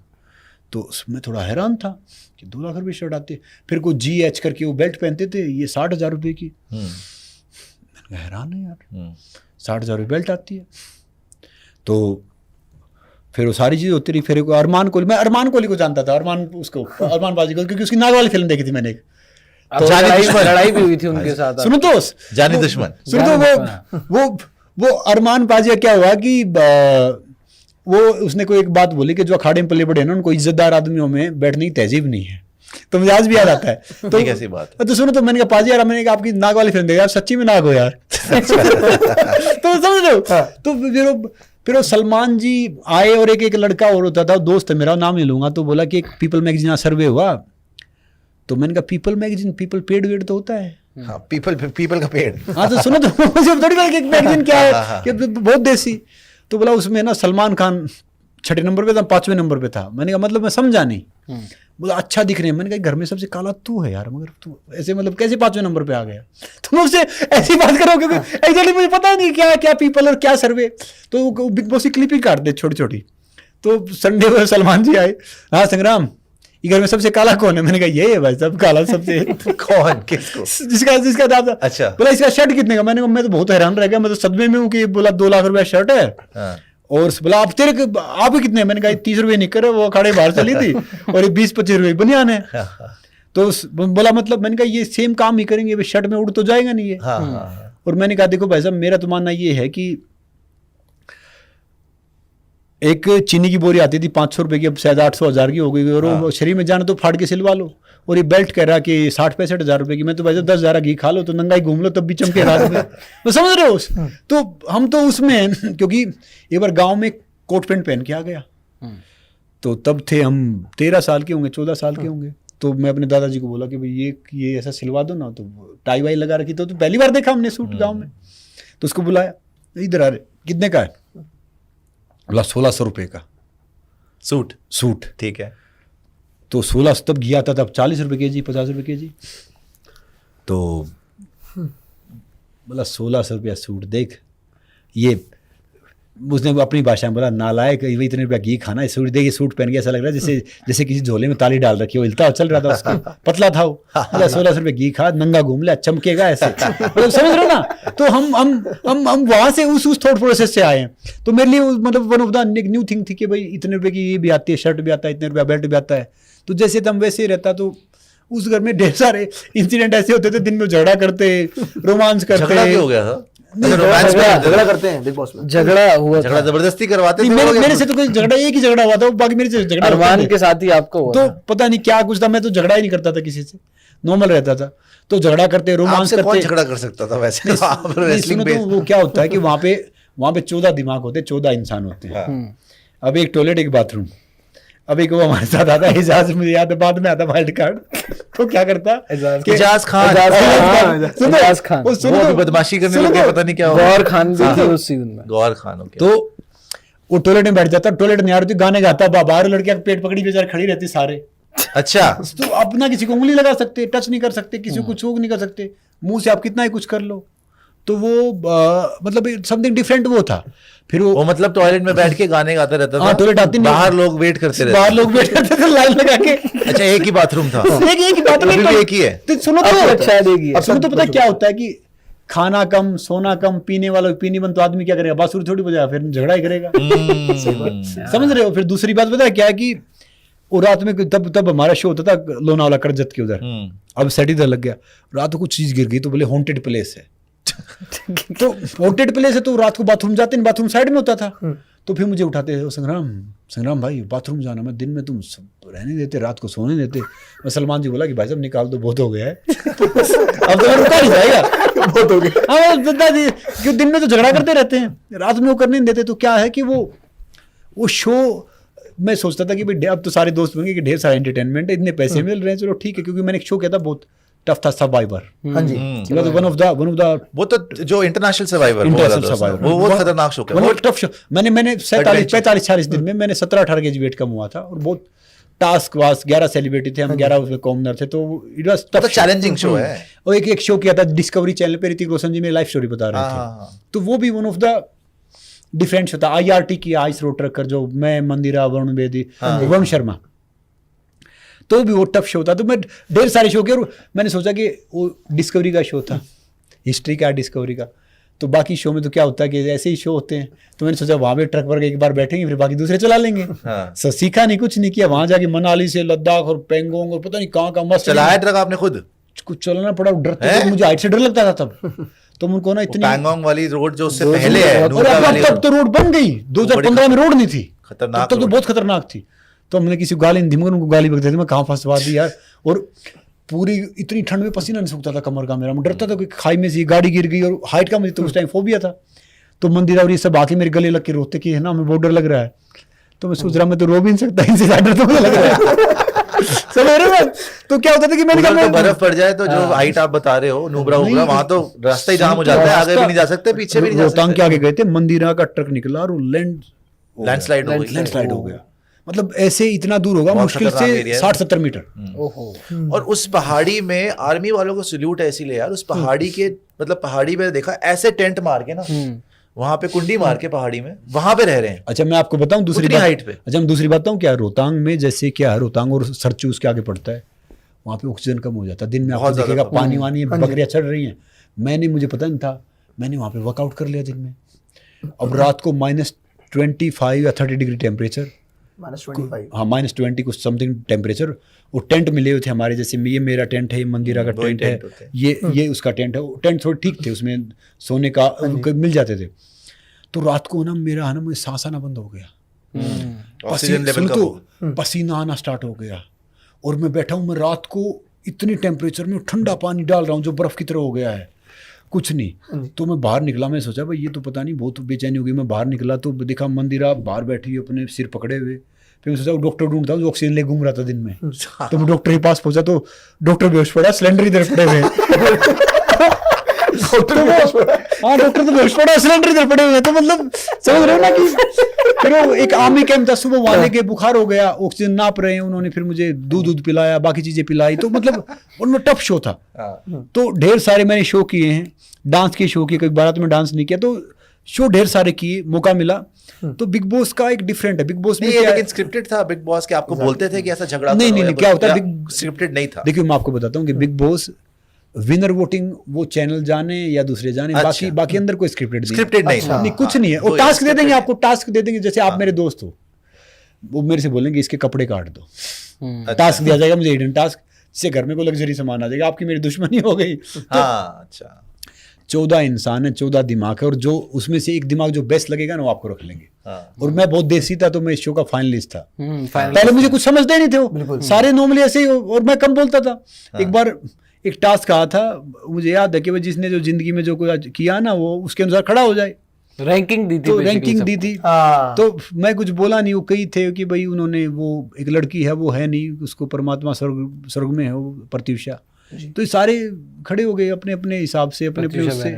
तो हम भी कुछ बोले नहीं। तो फिर मैंने बोला पता नहीं क्या है रैंकिंग है, कि भाई हम देश के लिए तो खेले हैं थोड़ा सा करके। आपको 11वीं रैंकिंग मिली तो थी यहाँ पे। पता नहीं कितने 12 तो आदमी थे उसमें वो टोटल। 11वीं रैंकिंग थी, 11वीं रैंकिंग थी आपकी। ये पूरा इंसिडेंट मुझे याद है, मुझे भी याद है। मैंने देखा क्योंकि मैं बिग बॉस देखता हूँ। ये पागलों की तरह तो देखते वहां हैं पे मैंने देखा था कि मैंने वो वाले संग्राम सीजन सर तक देखा था। संग्राम सर को 10th नंबर पे रखा गया था। उसके 12 लोगों में से। हाँ जी बिल्कुल, 12 लोगों में से 10th नंबर पे रखा गया था। फिर आए थे वीकेंड के बार पे सलमान खान जी। अच्छा, नहीं रैंकिंग किस बेसिस पे थी पहले तो ये बताओ। लाइफ में रैंकिंग आपने क्या थी? अचीव अच्छा, किया? लाइफ में आप कितने क्या बड़े achieve अचीवर किया? हैं? Yes। तो 10वें उन्होंने आपस में वोट करना था, आपसे सहमति से मतलब सबको हाँ, ranking चलो तो मिली। घर के अंदर ही जो लोग हैं उन्होंने वोट करना था, और सर को उन्होंने 10वें नंबर पे सर रखा। को 10वें और नंबर। उसमें कौन कौन थे पहले मैं पूरा समझ लूं ना, कौन कौन लोग थे? उसमें गौहर भी थी, गौहर खान, उसमें प्रत्युषा भी थी, प्रत्युषा बैनर्जी, उसमें कुशाल टंडन एजाज थे। भी थे, एजाज खान एजाज जो बताया और मैंने। कुशाल टंडन करके एक टीवी एक्टर थे वो। कुशाल टंडन, वो अरमान जिनका गौहर कोहली। खान के साथ में हाँ, थोड़ा मेरे हाँ, ख्याल वो भी था अरमान चक्कर। कोहली थे उसमें। अरमान कोहली थे, उसी में तनीषा एक- भी थी, तनीषा उसमें। मुखर्जी भी थी, तनीषा थी, एक और कौन एंडी थी? करके थे उस शो में, उस एंडी, scene हाँ जी, मुझे अभी याद है। एंडी, हाँ वो एंडी उस टाइम पे बड़ा वो हो गया था, एंडी, yes। एंडी और करके थे, और कौन था? अभी ये तो लोग नहीं याद थे। है। एली थी, एली, हाँ एली, ओके, एली एली इब्राहिम, एली इब्राहिम। एली इब्राहिम। एली इब्राहिम, हाँ वो भी एली एक्ट्रेस, अभी भी एक्ट्रेस है। तो इन लोगों में कई और भी थे। अच्छा और भी थे, कई और भी थे कई और भी contestants। थे। और और भी थे। इसमें इंटरेस्टिंगली फिर क्या हुआ कि वीकेंड के बार पे आता सलमान खान जी, सोफिया, और फिर सोफिया, सोफिया या सोफी? सोफिया हयात, सोफिया हयात। अच्छा, सोफिया सोफिया हयात, एली का मॉडल एक्टर। वो सोफिया का वो आई घर में, मैं उसको जानता नहीं था। तो उसने उसके बोला चक्कर में लड़ाई हुई थी कि सुनो, आपकी। तो बोली कि मैं है ना वर्ल्ड में टॉप 10 महिलाओं में हूँ, मतलब खूबसूरती में। तो मैं सलमान खान और मजाक करते थे जैसे सलमान जी जैसी। तो मैंने कहा भाई साहब लगता है वो उल्टा तो नहीं है, इसका मुंह तो घोड़े जैसा है। तो समझ रहे कैसा है वो, कैसा है? सॉरी सोफिया, सोमीन, मैं सुना ही नहीं यार। घोड़े ऐसे। घोड़े, हॉर्स, ओके ओके। नहीं वो तो बाद में नन वन भी बन गई थी ना, पता नहीं क्या क्या वो पता नहीं क्या था, लेकिन उस सीजन में वो कंटेस्टेंट थी। अच्छा, तो आपने घोड़े जैसा मुंह बोल दिया, तो वो लड़ाई हो गई फिर उसके बाद? लड़ाई। नहीं तो वो बहुत वो करते थे, मतलब सब उसने बोला कि मैं वर्ल्ड के टॉप 10 खूबसूरत लड़कियों में से हूँ। खूबसूरत में से हूँ। तो अब मैं ऐसे ही नॉर्मली जो इस सेंस ऑफ ह्यूमर की बात मरवाया था, मैंने कहा भाई साहब ये लगता है कि ये उल्टा काउंट कर रही है अपने आप को, मतलब जो 10-15 तो शायद उसमें था हो गई। वो लड़ाई की हुई थी कोबरा जी? नहीं वो तो अरमान की उनकी हुई थी। वो तो। अरमान कुछ मिसअंडरस्टैंडिंग थी जहाँ पर सर का नाम आया। तो कुल मिला के शो था, बहुत इंजॉय किया। अब सारे दोस्त थे मेरे। अब मैं शो देखता भी नहीं, पता क्यों देखता कि यार अब देखो ना, कहेंगे इसने ये बोला था, इसने बोला था, तो मुझे थोड़ा सा लगेगा, तो इसलिए मैंने देखा भी नहीं कि जिसने जो बोला वो किया। वो हमारे साथ आपने अपने वाला शो नहीं देखा? हाँ मैंने अपने वाला नहीं नहीं देखा, बाकी तो कहाँ फॉलो करूंगा। तब तो एक थोड़ा सा वो होता था। एक रतन थी हमारे साथ, एक लड़की रतन राजपूत, युवराज सिंह की वाइफ भी थी मेरे साथ में, हेजल की। अच्छा, वो उसी सीजन में थी? हाँ, एक हेजल की? सप्ताह चली गई तो उसकी तबीयत खराब Okay। होती। युवराज सिंह की वाइफ भी मेरे साथ में थी, वो बहुत अच्छी लड़की है। विनर कौन था उस सीजन का? विनर गौहर थी। गौहर अच्छा, गौहर गौहर विनर खान। थी। सर फाइनलिस्ट तक मैं गए। फाइनलिस्ट था। फाइनल कितने फाइनलिस्ट होते हैं? 4 फाइनलिस्ट थे। पांच, चार। चार फाइनलिस्ट थे। चौथे नंबर पर आपका होने वाला है। तो क्या है कि वो मैं था फाइनलिस्ट। अच्छा, गौहर थी, तनीषा थी और एजाज था। एजाज वाइल्ड कार्ड आया था, हाँ, एजाज तो ये सब फाइनलिस्ट है। एजाज पे बात करो, लेकिन पहले वो स्टोरी पूरी खत्म Story. कर। फिर क्या फिर हो हुआ गया था? 10वें नंबर पे सर को बोला 12 लोगों में से, हाँ, 12 लोग। फिर विकेट का वार वीकेंड सलमान। के वार पे आते हैं सलमान खान जी। सलमान खान जी पहले सबसे सबको पहले बिठाते हैं और प्रत्युषा से बोलते मिलते हैं, हैं। फिर बताते हैं एक एक करके सर की अचीवमेंट्स, अच्छा, फिर बोलते हैं किस बेसिस पे बोल दिया ना तुमने 10th नंबर पे। उसके बाद फिर चर्चा हुई थी। नहीं, तो बड़ा मजा आया था उन्होंने वो सबसे देख पहले के। पकड़ा था नंबर 1 पे। हाँ सर नंबर 10 पे थे, नंबर 1 पे थी प्रत्युषा, जिन्होंने प्रत्युषा जी, बाद ओके। में सुसाइड कर लिया था।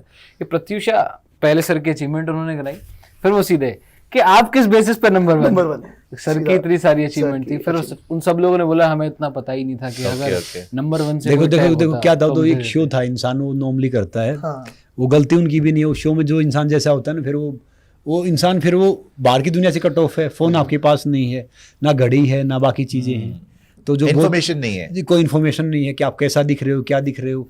जो मेंटली स्ट्रॉन्ग है वो चलता रहता है। मैं तो एक बार सलमान जी ने पूछा 12-13 एपिसोड हो गए, संग्राम कौन जीतेगा, मैंने कहा भाई साहब ये हमारी तो पूरी होगी, कोई भी जीत जाए। तो समझ रहे हो? तो वहां पे जैसे उसने पूछा कि भाई क्यों क्यों आए हो, जैसे गौर ने बोला कि मैं, मतलब सबने बताया था कि भाई मैं अपना टैलेंट प्रूव करना चाहती हूँ, मैं ऐसी एक्ट्रेस हूँ जिसने जम्बूरा शो किया, पता नहीं वो गुड़गांव कौन सा शो। जम्बूरा किंगडम ऑफ हाँ, जिसने यशराज की It's like a musical. सुनो तो पता नहीं मुझे, जिसने यशराज की फिल्म Opera की, type. जिसने यशराज की फिल्म की, ये सारी चीज की, तो ऐसे मैं देख रहा था, मैंने कहा बड़ी अच्छी बात है, मुझे तो पता नहीं था कौन सा जम्बूरा, कौन सा क्या शो होता है। तो मेरे से पूछा संग्राम आप क्यों आए, मैंने कहा भाई साहब ऐसे ही आई थी, बोले इतने पैसे दे देंगे तुम्हें, आ गया मैं। तो समझ रहे ना कि एग्जैक्टली क्या है कि जैसा मैं था वैसा ही रहा। जो क्या होता है कि उस टाइम पे आप इतने मैच्योर होते नहीं, कोई गलतियां करते हो, बाद में रियलाइज होता है कि भाई आपने ये किया या ये नहीं था, बाकी ठीक है। ये एजाज खान जो आपके उधर भी थे, ये मैंने इनको देखा था खतरों के खिलाड़ी में कवर करने गया था। I don't know उसी कहाँ सीजन के शायद बाद साउथ अफ्रीका गया था या कहाँ गया था? उसके बाद खतरों के खिलाड़ी हुआ उसी था। सीजन खतरों के के खिलाड़ी बाद हुआ था, तो गए मैं थे, साउथ वो अफ्रीका गया था शायद केप टाउन कवर करने के लिए, तब मेरे को मिला। तो स्टाइल इसका वो था यार भाई, ये वो इतना सिंपल था। आजकल ये बदमाशी का बड़ा सीजन चल काफी गया चल रही है आजकल। आपके हरियाणा के लड़के बड़े मतलब एक से एक बढ़ के हैं कि कोई किसी को धमकी दे दे तो वो दूसरा बंदा धमकी दे दे, तो कोई तीसरा बंदा धमकी दे दे तो यहाँ आ जाओ इस टाइम पे। ये क्या कल्चर बन गया है? देखो ये बहुत गलत है। मैं नए बच्चों को कहना चाहूंगा कि भैया इन्फ्लुएंसर कौन होता है, जो अच्छा इन्फ्लुएंस करता है। तो ये मैं सारे इन छोटे भाइयों से कहना चाहूंगा कि भाई आप सोशल मीडिया पे हो तो आप कोई भी बच्चा है उसको अच्छी तरह प्रमोट करो। आप थोड़े से फॉलोअर बढ़ाने के लिए ये क्यों करते हो, झगड़ा करना, इससे करना, बहुत उससे फनी करना। वो तो होता है। और पता है जो छोटे बच्चे नए बच्चे जो अभी अभी जिम जा रहे हैं, थोड़ी तो बॉडी फिर वो बॉडी वही फॉलो करेंगे। वो यही कर रहे हैं कि उसने उसको चैलेंज कर नहीं, दिया, नहीं, मैं यहाँ तो- खड़ा हूँ जी, बाहर नीचे तो- खड़ा हूँ, बाहर आ जा, पता नहीं क्या यही हो है। रहा है। और एजाज खान तो बहुत ज्यादा एजाज कर रहे खान हैं। भी मैं यहाँ पे खड़ा हूँ, नहीं देखो गालियां दे रहे हैं। देखो मैं वैसे कम फॉलो करता हूँ। मैंने देखा है ऐसा इंसिडेंट, तो मैं कहना चाहूंगा कि भैया जिंदगी में ना कंपटीशन नहीं करना, कोलैबोरेशन करना है। कोई पीछे उसको आप आगे ले आए, सही बात। और कभी हम पीछे कोई हमें आगे ले आए। तो इन बच्चों को खासकर कहना चाहूंगा, जैसे ढेर सारे क्या होते थे जो सोशल मीडिया पे ना, जी। वो बड़ी गाड़ी के साथ फोटो खींचेंगे, हाँ। बड़ी सी वो बंगले के साथ फोटो खींचेंगे। अब मैंने कई बार पता चला जो लड़के बीच में कोई पकड़ा वड़ा गए थे, उनके पिता ने बोला था कि भाई ये इनका नहीं है, तो खाली फोटो खींचते। तो मैं बच्चों से कहना चाहूंगा कि भैया जो ऐसी हरकतें करता है उनकी उस पर मत जाओ कि वो सही है या गलत है। बाकी क्या कि मेहनत करने से काम चलेगा। अब एक बच्चा था, कोई छोटा ही भाई था, मैं नाम तो लेना चाहूंगा, मैं जानता नहीं था पहले कि वो बड़ी सी गाड़ी के साथ फोटो खींच दिया, बड़े बंगले के साथ फोटो खींच दिया, कोई पुलिस केस हो गया। पुलिस ने पकड़ा तो उसके पिताजी ने बताया कि भाई ना तो इसकी गाड़ी है ना इसके पास बंगला, कुछ नहीं, तो सिर्फ वीडियो बनाने के लिए या तो किराए पे लेते हैं थोड़ी सी देर के लिए, हाँ। या फिर ऐसे फोटो खींच लेते हैं। हाँ। तो मैं यही कहना चाह रहा हूँ कि भैया उनकी उसमें मत आओ। जो नए बच्चे हैं खासकर, वो आप उनको फॉलो करो, अपने हीरो देख के चुनो, उनको फॉलो करो जो आपको सही ज्ञान दे, सही शिक्षा दे। लड़ाई झगड़ा करके फायदा क्या है? मैं जैसे बता रहा हूँ एजाज अच्छा खासा बच्चा था, वो मेरे को मिला साउथ अफ्रीका में, अच्छी नॉर्मल नौकरी बंदा, ठीक है, अपनी बम्बैया भाषा, उसका अपना स्टाइल था, लेकिन दिल का ठीक था, वो नियत ऐसी बुरी नहीं थी, सही लड़का था वो। आज मैं देख रहा हूँ गाली गलौज चल रहा है, तू इधर आ जा तो मैं बाहर खड़ा हूँ, मैं तुझे मार दूंगा, मैं क्या हो रहा है यार? अपने बंदे, अपने हिंदुस्तानी को, ये क्या कल्चर है? और ये बढ़ता जा रहा है, कोई नया बच्चा आ रहा है वो उसको धमकी दे रहा है। ये गलत है। तो इनको जो अच्छी चीज, जिसको भी, जिसके फॉलोअर हैं, जिसको भी कोई फॉलो करता है तो उसको अच्छी चीज प्रमोट करनी चाहिए। अच्छा अपना कल्चर प्रमोट करना चाहिए, अपनी वो चीज प्रमोट करनी चाहिए कि भैया जिससे किसी को फायदा हो। मेरा मानना है कि भैया कि आप किसी को फिजिकली, मेंटली, फाइनेंशियली अगर आप हर्ट नहीं कर रहे हो तो फिर तो ठीक है। अगर आप किसी के ब्रेन में या साइकोलॉजिकल उसको गलत चीज दे रहे हो तो फिर गलत चीज है, तो कोई बात नहीं। क्रिकेट क्योंकि आपने देखा पीछे रोहित शर्मा, विराट कोहली, धोनी भाई, बुमराह, तो we live sleep eat cricket. तो क्रिकेट की बात हो रही है, आप सर आए तो क्रिकेट की थोड़ी बात है। आपका फेवरेट कौन है वैसे, रोहित या विराट? देखिए मेरा फेवरेट क्या होता था कि टाइम के हिसाब से बदल जाते, मगर मेरा ऑल ओवर फेवरेट है राहुल द्रविड़। द्रविड़ कि पता क्यों कोच भी रहे आप। पता क्यों? क्योंकि क्या है कि देखो खिलाड़ी बड़ा होने से खिलाड़ी बड़ा नहीं होता, जिस चीज से आप जुड़े उसको अगर आप कुछ दे रहे हो तो आप बड़े हो। तो जितने बच्चे अभी नए हैं, यंगस्टर हैं, कोचिंग जो करी ये सारे राहुल द्रविड़ की देन है। बाकी अभी मैं क्या है कि मैं विराट कोहली को पसंद करता हूँ क्योंकि बहुत फिट है। मैं रोहित शर्मा पसंद करता हूँ कि he is a very good person, और वो खिलाड़ी बहुत बड़ा है। रोहित शर्मा जैसा खिलाड़ी मतलब मैं कम ही देखा है कि भैया जो मैंने कुछ मैच देखे हैं, क्योंकि वर्ल्ड कप मैं बहुत फॉलो करता हूँ, जी किसी भी गेम का वर्ल्ड कप है। जी जी जी। तो मैंने T20 फॉलो किया, मैंने वो अभी ये वेस्ट इंडीज वाला ये और ओडीआई वाला जो ये है जो हुआ था। ये जो अभी जब जीत के आए हैं, जी जी जी। और मैंने जो ODI था वो फॉलो किया। हाँ तो बाकी मैं बाकी चीज कम देखता हूँ, चाहे क्रिकेट कोई भी है।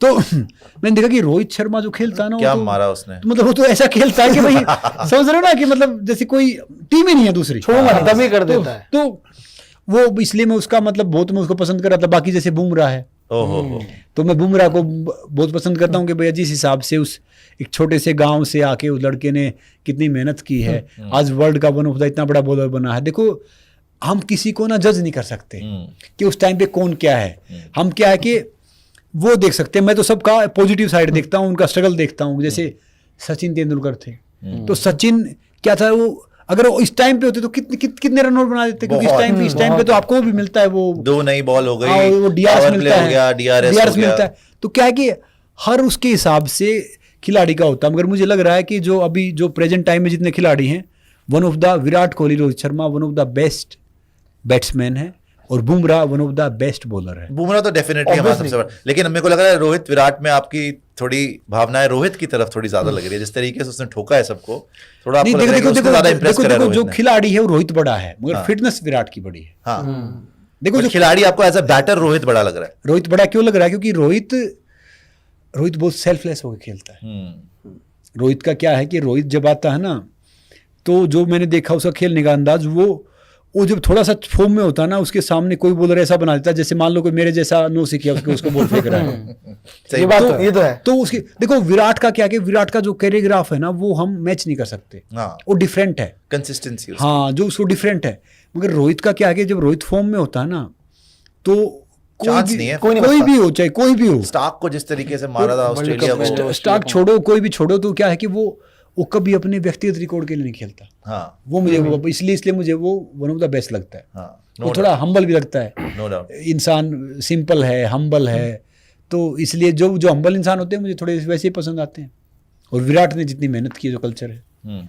अब क्रिकेट के साथ साथ ऑब्वियसली आपने ओलंपिक्स भी फॉलो किया होगा, एंड विनेश को लेके जो हुआ, अब ऑब्वियसली बड़ा अनफॉर्चुनेट था, वो बहुत अनफॉर्चुनेट था, और आप भी रेसलिंग की दुनिया से हैं, और सवाल बहुत सारे चल रहे हैं कि अल्टीमेटली गलती किसकी थी, क्या वो वहां पे फॉल्ट में कौन पता क्या है, एक तो पहले गलती किसकी थी, जो पहले दिन वो लड़ी है, जो अगर आपने जापानीज रेसलर वाला बाउट देखा हो, वो जो लास्ट के 10 सेकंड में हुआ है, हम यहाँ पे लाइव देख रहे थे, हम पागल हो गए थे, बिकॉज वो रेसलर कभी हारी नहीं। वो पता नहीं, वो बहुत ही बड़ी, इवन कमेंटेटर जो थे वो पागल हो गए थे कि इस लड़की ने क्या अचीव कर लिया। सेकंड दिन पर हमारा गोल्ड पक्का था, टचवुड। कोई इसमें ये नहीं कि हमारी लड़की थी या इंडिया की बच्ची थी तो हम बोल रहे कि पक्का, वो 100% पक्का था, बिकॉज सेम रेसलर को वो पहले हरा चुकी थी, और उसके सामने जब उसने जापानीज रेसलर जब वर्ल्ड सीड और 10-12 साल से 3 फाइट, अगले सुबह मतलब वो हमने लाइव पे कितना हमने बोला, हम दिल अभी भी टूटा हुआ है अनफॉर्चुनेट, क्योंकि गोल्ड मिस हो गया। तो हुआ क्या अभी तक समझ नहीं आई। देखिए क्या है कि मैं आपको बताता हूँ कि विनेश बहुत अच्छा खेली, और ये दुर्भाग्य था देश का भी और विनेश का भी कि हम मेडल के पास पहुंच के मेडल से वापस आ गए। मगर एक ओलंपिक का एक रूल होता है कि अगर आपका 10 ग्राम वेट भी ज़्यादा है, जैसे मान लो मैराथन में आप भागो, मैराथन में भाग तो लिए मगर ख़त्म करो तो ही मेडल मिलेगा ना, वरना उसके बीच में मेडल मिलेगा नहीं। पहले रेसलिंग का क्या होता था कि पहले दिन वेट होते थे, फिर 3 दिन बॉक्सिंग की तरह रेस्ट होती रहती थी। हाँ जी, एक बार वेट दिया, फिर रूल बीच में आ गया, एक दिन वेट होगा, उसी दिन रेसलिंग खत्म हो जाती थी। हाँ। अब रूल ये आ गया है कि पहले दिन आपका वेट होगा, फिर गोल्ड सिल्वर का फिनाले में पहुंच के फिर ब्रॉन्ज मेडल के लिए आपकी बाउट रह जाएंगी, फिर अगले दिन फिर वेट होगा। अमन ने भी 3 kg 700 ग्राम वेट कम किया। तो विनेश का वेट क्या था, 53 kg था, इसका वेट रहता था 55, 54। तो ये 50 kg में फिर ट्रायल दिया, क्योंकि यहाँ पे जो ट्रायल हुई थी 2 बार, जैसे 53 kg में विनेश हार गई थी, 50 kg में फिर उसको मौका मिला, तो उसने 50 kg में क्वालिफाई कर लिया। और नो डाउट जिस हिसाब से वो खेली, बहुत बहुत कमाल खेली उसने। जो जापानी को हराया उसने, जो बाकी दूसरी लड़की को हराया, तो मतलब वो सारी उनको हराया जो बहुत चैंपियन थे। और हमें लग रहा था कि गोल्ड के दावेदार हैं। मगर ये क्या होता है कि ये इसमें सारी जिम्मेदारी खिलाड़ी की और कोचों की होती है जो उसके साथ गए कि भैया ये आपको देखना है, आपको करना है। चाहे इसमें देखिए मैं कुछ भी बोलूँ, दूसरा कुछ भी बोले, ना इसमें कोई सरकार कुछ कर सकती, ना इसमें साई कुछ कर सकती, ना इसमें दूसरा कुछ कर सकता। तो ये जिम्मेदारी सिर्फ और सिर्फ कोच की, जो उसका स्टाफ था। और बाकी देखो, बाकी किसी का कोच अलाउ था नहीं, कोई भी टीम का कोच अलाउ नहीं था। विनेश के साथ उसका कोच था, उसका डाइटिशियन था, फिजियो था, वो सब अलाउ कर रखे थे वहाँ पे। नहीं, वो दिमाग में इसीलिए होता है ना कि ये पता नहीं ये कंस्पिरेसी है क्या है कि जी ये लोग प्रोटेस्ट कर रहे थे तो कोई साजिश हो गई। हमें तो दिमाग में यही चल रहा था। नहीं, मैं बताता हूँ, देखिए वहाँ पे तो ना किसी सरकार की चलेगी, ना किसी व्यक्ति की चलेगी, ना दूसरे की चलेगी। वो तो कितना बड़ा स्टेज है वहाँ पे। तो अगर 10 ग्राम वेट ज्यादा तो हमारा 10 ग्राम में भी कम हो ही नहीं पाया वजन। उन्होंने देखो कोशिश वजन कम किया था लास्ट 10, देखो बहुत कोशिश की होगी। और वो जिस हिसाब से वो विनेश खेली, मैं कह रहा हूँ कि देखो ह्यूमन ग्राउंड पे तो वो मेडल की दावेदार थे कि भैया कि सिल्वर दे दो उसको। मगर ये रूल होता है, सडन रूल होता है, तो रूल के हिसाब से आपको मेडल नहीं मिलेगा जब तक आपका वो चीज़ कंप्लीट नहीं होती, परफेक्ट नहीं होती। तो वो था। तो बाकी अब जैसे हम इमोशन, हमारे जो देश है ना बहुत इमोशनल कंट्री है, तो हमने उस हिसाब से सब ने अपना अपना रिएक्शन दिया, अपना अपना सब कुछ किया। मगर क्या था कि रूल के हिसाब से फुलफिल नहीं हुआ, तो इसलिए कोई मेडल नहीं आया। बाकी क्या है कि जो दूसरा लड़का था अमन था, वो उसकी एज नहीं थी, उसका नॉर्मल था, उसने भी 3 kg 600-700 ग्राम वेट कम कर लिया। विनेश का उतना वेट घटा नहीं, तो इसमें हम किसी को दोष नहीं दे सकते। हाँ, बाकी सरकार का या जो कहते हैं कि कोई साजिश होना है, तो मतलब 0% भी कोई चांस ही नहीं है। हाँ, ये तो क्योंकि समझ चुके हैं। वो फिला का रूल है। फिला यानी वर्ल्ड की जो एक बॉडी जिसका स्विट्जरलैंड में हेड ऑफिस है, वो रेसलिंग ले रहे हैं, उनका रूल है।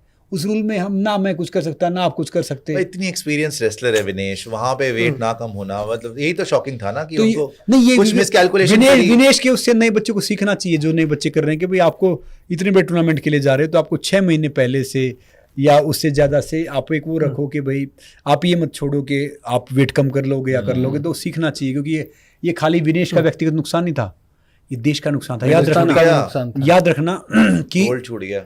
जब कोई बच्चा है ना गलत रास्ते पे जाता है, जैसे नशा करता है, लड़का लड़की कोई भी है, तो खाली अपना नुकसान नहीं करता, वो परिवार का नुकसान नहीं करता, वो समाज का नुकसान नहीं करता, वो देश के लिए एसेट हो सकता था या हो सकती थी।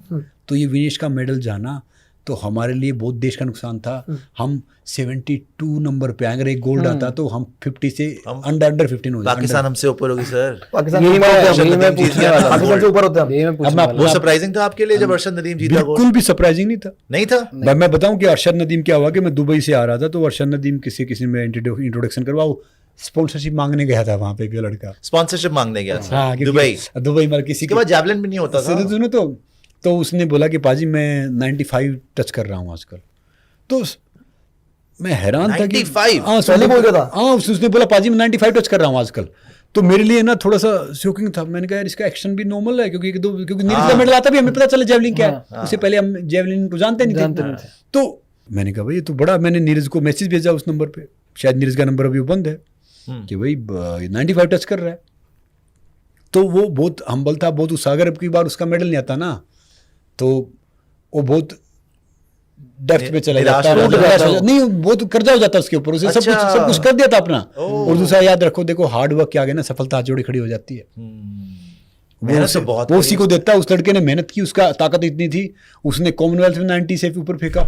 और सुनो उसने ओलंपिक रिकॉर्ड बना दिया, 93 के करीब रिकॉर्ड तोड़ा था। 92.97 2 बार 92.97। लास्ट अटेम्प्ट उसका 93 का था और सेकंड तो 95 उसने समझे ना। मार के तो क्या है कि देखो मेहनत, किस्मत है ना, मेहनत को सलाम करती है, कोई ऐसा है नहीं। तो उस लड़के का मुझे पहले लग रहा था।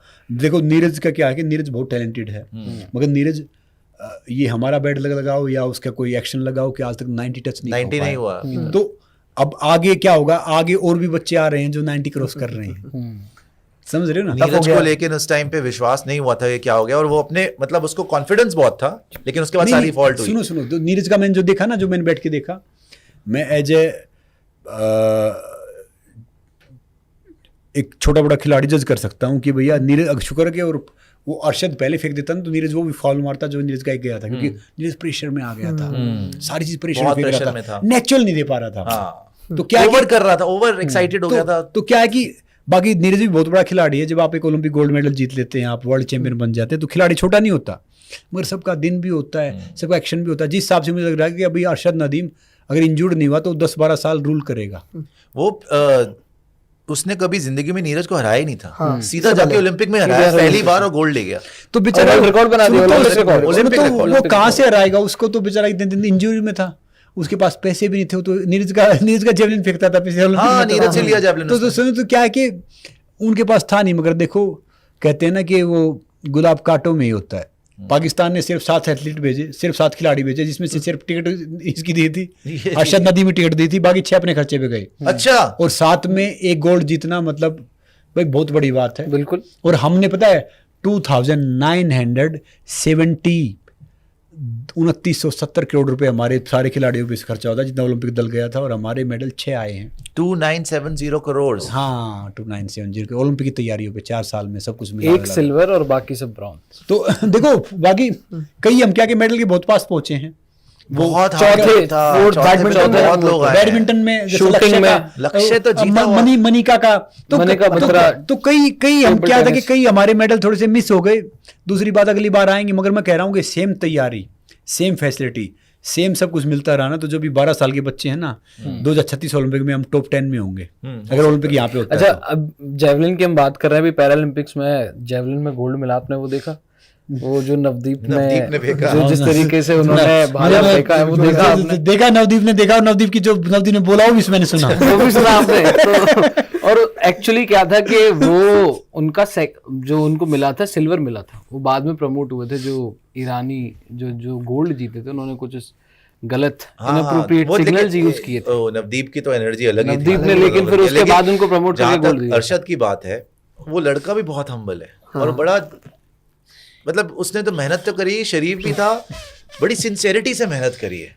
देखो मैं और ये इम्पॉसिबल चीज उसने ऑलमोस्ट कर दी कि पाकिस्तान जैसे मुल्क में भी जहां सपोर्ट नहीं था उसके लिए, लेट्स बी रियली ऑनेस्ट, और नीरज जैसे प्लेयर को जो ओलंपिक गोल्ड मेडलिस्ट था, जो डोमिनेट कर रहा है, उसको एक मार्जिन से हरा देना, वेरी बिग अचीवमेंट। मार्जिन से मैं कह रहा हूँ कि अब देखना जिस भी टूर्नामेंट में आएगा उसने तो उसका तो एक्शन भी थोड़ा सा भागता है बस। वो कुछ तो नहीं क्या, नीरज का तो पूरा साइंटिफिक है, ये ऐसे फेंको आप गिरते हुए का, नहीं वो तो ताकतवर इतना सीधा है, आके तो सीधा फेंक- खड़ा जैसे फेंक देता है। देसी, अगर- जिसको अगर- ढंग से। अगर उसको इंजरी नहीं हुई देसी, ना, हाँ। उसको इंजरी नहीं हुई तो अगले 10 साल वो रूल करेगा, ओलंपिक क्या वर्ल्ड पे रूल करेगा, क्योंकि क्या है कि उसकी एज भी थोड़ी ज्यादा है, मगर उससे कोई फर्क पड़ेगा नहीं, ताकतवर इतना है। उसके कंधे में बहुत दम है, तगड़ा बहुत है। कंधे में पता नहीं क्या है, देखो इस गेम की हमें नॉलेज है नहीं, मगर जो मैं देख के लग रहा है ना, उसकी बॉडी में बहुत ताकत है, और ही इज वेरी हम्बल। और पहला पाकिस्तान का गोल्ड आया हो आज तक, उसका जैसे अपना इंडिया में का था ना, में, हाँ। अपना इंडिविजुअल पहले आ गया था, मगर पाकिस्तान में पहला आया होगा। हाँ, हाँ। तो क्या है कि वो लड़का वो सारी चीज जो उसको सम्मान मिल रहा है वो डिजर्व करता है, चाहे वो पाकिस्तान से कहीं से भी है। पाकिस्तान भी तो क्या है, वो भी तो हमारे से ही निकला है ना, हाँ, हाँ। हमारा ही वो है। तो हमारे बाकी क्या है कि जो टैलेंट जहाँ पे होगा ना, टैलेंट की तो कदर होगी। ये जहां तक नीरज की बात है, जैसे क्योंकि नीरज उसी टाइम से लग गया था कि बड़ा फोकस, अभी भी ट्रेनिंग के वीडियोस वगैरह उसके आ रहे हो, कर रहा है, लेकिन आप जिस तरीके से बता रहे हो, मतलब कि आप जिस तरीके से बोल रहे हो, एक तो नीरज ने जीता पहले गोल्ड, उसमें अरशद नदीम टॉप 3 में नहीं आया था, पिछले वाला जो हुआ था, राइट। इस वाले ओलंपिक्स में अरशद नदीम गोल्ड, नीरज सिल्वर। अब जो इसके बाद होने वाला है ना, उसमें फिर आप बोल रहे हो, आपको लग रहा है अरशद ही फेवरेट होगा, चाहे नीरज, बिकॉज अभी तक 90 नहीं फेंका। देखिए मैं इसलिए कह रहा हूँ कि अगर इंजरी नहीं होती, दोनों की मान अगर इंजरी नहीं होती तो अरशद ज्यादा फेंकेगा अब तक, क्योंकि नीरज अब तक 90 टच नहीं कर किया है। और क्या है कि वो उसने कॉमनवेल्थ में 90 टच कर दिया, अब यहाँ पे ओलंपिक रिकॉर्ड बना दिया। तो क्या है कि अगर या तो नीरज को बहुत एक्स्ट्रा एफर्ट रखे, कोच रख के 5-6 मीटर ज्यादा, कुछ 5-6 मीटर ज्यादा फेंकना अब पड़ेगा। 95 का सोचना होगा, और दिन की भी बात क्योंकि है, उसने उसने 95 मार दिया। जब उसने मुझे बोला कि ऐसे पाजी 95 फेंकता हूँ, तो मेरे लिए तो कोई उसने सीधा जाके तो वहां पे फेंका नहीं होगा 90। प्रैक्टिस करी थी ना पहले भी फेंक रहा होगा ना 95 रेगुलर। राम को तो मैं यही तो मैं कह रहा हूँ ना कि क्या है कि मेहनत होगी ना। जैसे अब मान लो मेरी एज, अब मैं 40 हूँ, 40 से ऊपर हूँ, एज है, अब मैं एमएमए करने जा रहा हूँ, मैं ऐसे बेवकूफ तो हूँ नहीं कि मैं सीधा जाके वहाँ खड़ा हूँगा। मैंने मेहनत की, एक्सरसाइज की, तभी तो मैं वहाँ जाके खड़ा हूँगा ना। अब चाहे कोई कुछ बोलेगा, देखो बाहर से हम कुछ भी बोल सकते हैं, नीरज ने भी अपना बेस्ट दिया है, ये नहीं कि नीरज ने अपना बेस्ट नहीं दिया, नो डाउट। तो मगर मैं तो रिकॉर्ड देके कह रहा हूँ, मुझे लगता है कि नीरज बहुत टैलेंटेड है, बहुत पोटेंशियल है, नीरज भी हम्बल है। अगर वो कोई अपनी कुछ टेक्निक में सुधार कर पाए, कुछ कर पाए, तो नीरज हो सकता है नीरज उनको हरा दे। नहीं तो जिस हिसाब से मुझे लग रहा है, वो तो रॉ टैलेंट है अर्शद हाँ, नदीम, तो जिस raw जिस strength। हिसाब से मुझे लग रहा है, जिस हिसाब से वो फेंक रहा है बगैर मेहनत के, ऐसे दो कदम चलता है, ऐसे फेंक देता है। शरीर ही इतना बड़ा है उसका तो उनके बारे में मैंने पढ़ा था, बला की तरह। एक्चुअली उनके बारे में मैंने पढ़ा था कि वो ना क्रिकेटर बनना चाहते थे, वो बॉलर थे। अब वो भागते भी ऐसे ना कि एफर्टलेस, बिल्कुल ही, मतलब बिल्कुल एफर्टलेस। देखो क्या होता है कि हम शुरुआत में, जैसे मैं टीचर बनना चाहता था, क्यों टीचर बनना चाहता था कि भैया टीचर की जॉब, एक हमारे स्कूल में टीचर आता था ड्राइंग मास्टर, महीने में एक बार आता था, उस दिन आता और पीट के चला जाता, फिर सैलरी लेता पूरे महीने। तो सर भाई इससे आइडल कोई जॉब है नहीं, समझे ना। फिर मैं इतना पढ़ा लिखा था नहीं कि मैं टीचर बन पाऊँ, अध्यापक बन पाऊँ। तो इसीलिए वो क्या होता है कि वो होता है। इसलिए मैंने बोला कि टीचर की जॉब या माता पिता की जॉब बड़ी क्रूशल होती है, क्योंकि क्या है, अगर वो सही हो गए तो देश का निर्माण कर देंगे। उनकी कोख में, उनकी गोद में परलय निर्माण दोनों पलते हैं। सही बात है। तो अगर एक डॉक्टर है, मैंने कोई जगह और बोला था, डॉक्टर अगर खराब निकला क्या होगा, 50 आदमी टाइम से पहले पहुंचा देगा, इंजेक्शन दे गलत गोली लगा के। इंजीनियर खराब निकला क्या होगा, 50 पहले पहुंचा देगा, गलत फ्लायर बना दिया, 2 गाड़ियां गिर जाएंगी। मगर एक टीचर खराब निकला तो देश की फाउंडेशन कमजोर कर देगा, देश की नींव वो हो जाएगी। अब मेक श्योर क्या करना कि भाई हम बोलते जी मैं तो बहुत वो योगदान कहाँ दे, एक ह्यूमन बॉडी की कीमत पता कितनी है, कोई आदमी समझता है नहीं। जापानी कंपनी ने 322 करोड़ 20 लाख रुपए की ह्यूमन बॉडी की कीमत लगाई है, जो थोड़ा फिट है, हेल्दी है। आपकी भी होगी 20-22 लाख की तो। 250-300 रुपए वाली चीजें हैं, आप 20-22 लाख बता रहे हो, ऊपर से देने पड़ जाएंगे इसको यार। आपने खरीदे तो मैं दे रहा हूँ 20-25 लाख। नहीं, मैं प्यार से मजाक कर रहा हूँ, मतलब एक सही बॉडी की कीमत इतनी है। ये तो खुश हो गए, ये तो 20-22 लाख कम है यार, टू मच अमाउंट। एक सही बॉडी की कीमत इतनी है। और याद रखो कि आपके टैलेंट को, आपके उसको वही पहचानेगा जिसने वो चीज़ झेली है, जिसने वो चीज़ जी है। ज़िंदगी क्या है कि ये हेल्थ वेल्थ, देखो अब आजकल हम बहुत कंफर्ट जोन में जीते हैं। एक दिन टाइम पे अखबार नहीं मिले, टाइम पे वो खाना नहीं मिले, टाइम पे प्रोटीन नहीं मिले, टाइम पे वो नहीं मिले, तो हमारी दुनिया हिल गई। वो जवान हमारे लिए बेचारे -40 में बैठे रहते हैं, जो पानी गर्म करके पीते हैं, उनके पास कुछ नहीं होता, बर्फ़ जम जाती है, अपनी जान गंवा देते हैं। हम यहाँ पे कौन से, हम तो बहुत भाग्यशाली हैं कि हम यहाँ पे बैठे हुए, घर में बैठे हुए। और एक ज़िंदगी का मैं आपको एक रोचक बता रहा हूँ। 2 इंसान गांव से शहर में आ गए तो क्या था कि उसने ट्रैफिक जाम देखा, सारी चीज़ें देखी, तो उन्होंने बोला कि भैया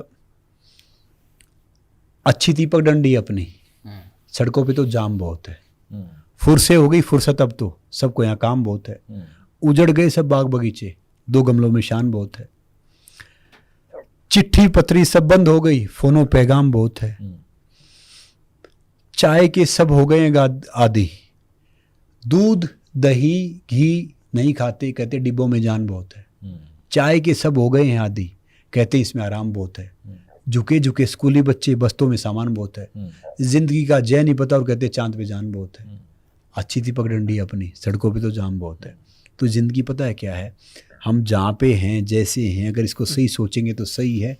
नहीं देखो, एक मैंने बात बोली थी, काटेंगे, सड़कों पे भी जाम है, इनके गिलासों में भी जाम है, गिलासों में भी जाम है, ऐसे बंदे हैं, मैं क्या बताऊं आपको। तो ये तो वो बात करिए कि बोला कि जी बर्फ सबसे ज्यादा कहाँ मिलती है, वो बोला जी गिलासों में, शराब गिलासों में। तो वो बात है भैया, सही बात। अरे जब जवानी में इतना नशा करने की जरूरत क्या है, बताओ ना। बिल्कुल ऐसा जवानी में इतना नशा, बदनाम कर रहा है, और कुछ नहीं है, सिर्फ बदनाम कर रहे हैं। ये मैं कर चुका हूँ ना, अब इसलिए अब मैं इनको इल्जाम लगाऊं, और क्या, मैं तो अब सुधर गया हूँ, उम्र कोई तो ये सुनो, एक बड़ा इंसिडेंट बता रहा हूँ। बहुत बड़े रिनाउंड डॉक्टर इंडिया के, बहुत बड़े, एक कोच साहब होते थे हमारे, सरदार जी। तो आज स्टेडियम में हम जाते थे, सरदार जी दूसरे गेम में कोच थे। तो उसने बोला यार तू डॉक्टर को जानता है, फोटो दिखा यार, उसे मेरी मीटिंग करवा दे। बहुत भोले इंसान, मैं डॉक्टर को टैप कर रहा हूँ, कभी स्विट्जरलैंड, कभी कहीं 6 महीने डॉक्टर ने वो दिया कि भैया भेज दो उनको। डॉक्टर नाम लूंगा तो वो जवाब नॉर्मली हो जाएगा। तो डॉक्टर ने दिया, तो उसने हमारे कोच साहब की सरदार जी रिपोर्ट देखी, बोला हाँ अच्छा, तो सरदार जी ड्रिंक करते हो? तो पता है हमारे कोच साहब क्या कह रहे हैं, जी तबीयत खराब था, छोटा पैक बनाना। मतलब डॉक्टर को, इतने डॉक्टर कह रहे हैं तबीयत खराब था, छोटा पैक बनाना। तो उसके सारा स्टाफ हंस रहा है, वो डॉक्टर ने मेरा फोन नहीं उठाया, 1 साल बाद मिला। बोला कैसे के साथ भेज देते हो, मेरे पूरे स्टाफ के सामने में सब देख रहा हूँ। बोला मैं भी टॉयलेट में बैठा हंस रहा था, कैसे के साथ में आ जाते हैं। तो बात ये है कि भैया पैक है ना, छोटा बनाओ मगर दूध का बनाओ, ये ठीक है, ठीक है ना, चाय कॉफी का नहीं।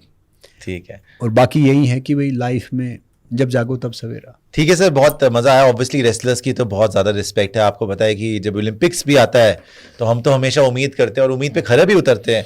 सारे जो हमारे रेसलर्स हैं they are so bright, and Haryana ने पूरी दुनिया में हिंदुस्तान का नाम बहुत रोशन कराया, बिकॉज जैसे मैंने बताया बहुत मेहनत लगती है, बहुत जान लगती है, and all of them have made us really really proud. And आज बड़ा मज़ा आया संग्राम सर के साथ बात करके भी, एंड ऑल द बेस्ट। बहुत टफ कंपटीशन होता है एमएमए, बट जैसे बोलते हैं India Pakistan, so do your best और मज़ा आएगा देखने में भी। 21 सितंबर जॉर्जिया में it's gonna be Pakistan Ali versus India's संग्राम सिंह, तो ज़रूर देखिएगा। और 17 साल का डिफरेंस है बाय द वे सर की और जो पाकिस्तानी ओपोनेंट है उनकी उम्र में, लेकिन मैं इतना टेंशन में नहीं हूँ because wrestling base I think MMA हमेशा डोमिनेट करता है। तो all the best to Sangram Singh ji. Thank you so much sir कि आप Thank आए, you, और thank बहुत you बहुत भाई, शुक्रिया thank you। स्पोर्ट्स सारी के साथ जुड़ने के लिए। थैंक यू भाई, थैंक यू सो मच। और मुझे पूरी उम्मीद है कि आप सब सपोर्ट करेंगे, सब देखेंगे, बिल्कुल। और इस स्पोर्ट्स को हम इंडिया में हर घर में लेके आएंगे। बिल्कुल बिल्कुल, थैंक यू नमस्ते, सर, थैंक यू। जय हिंद।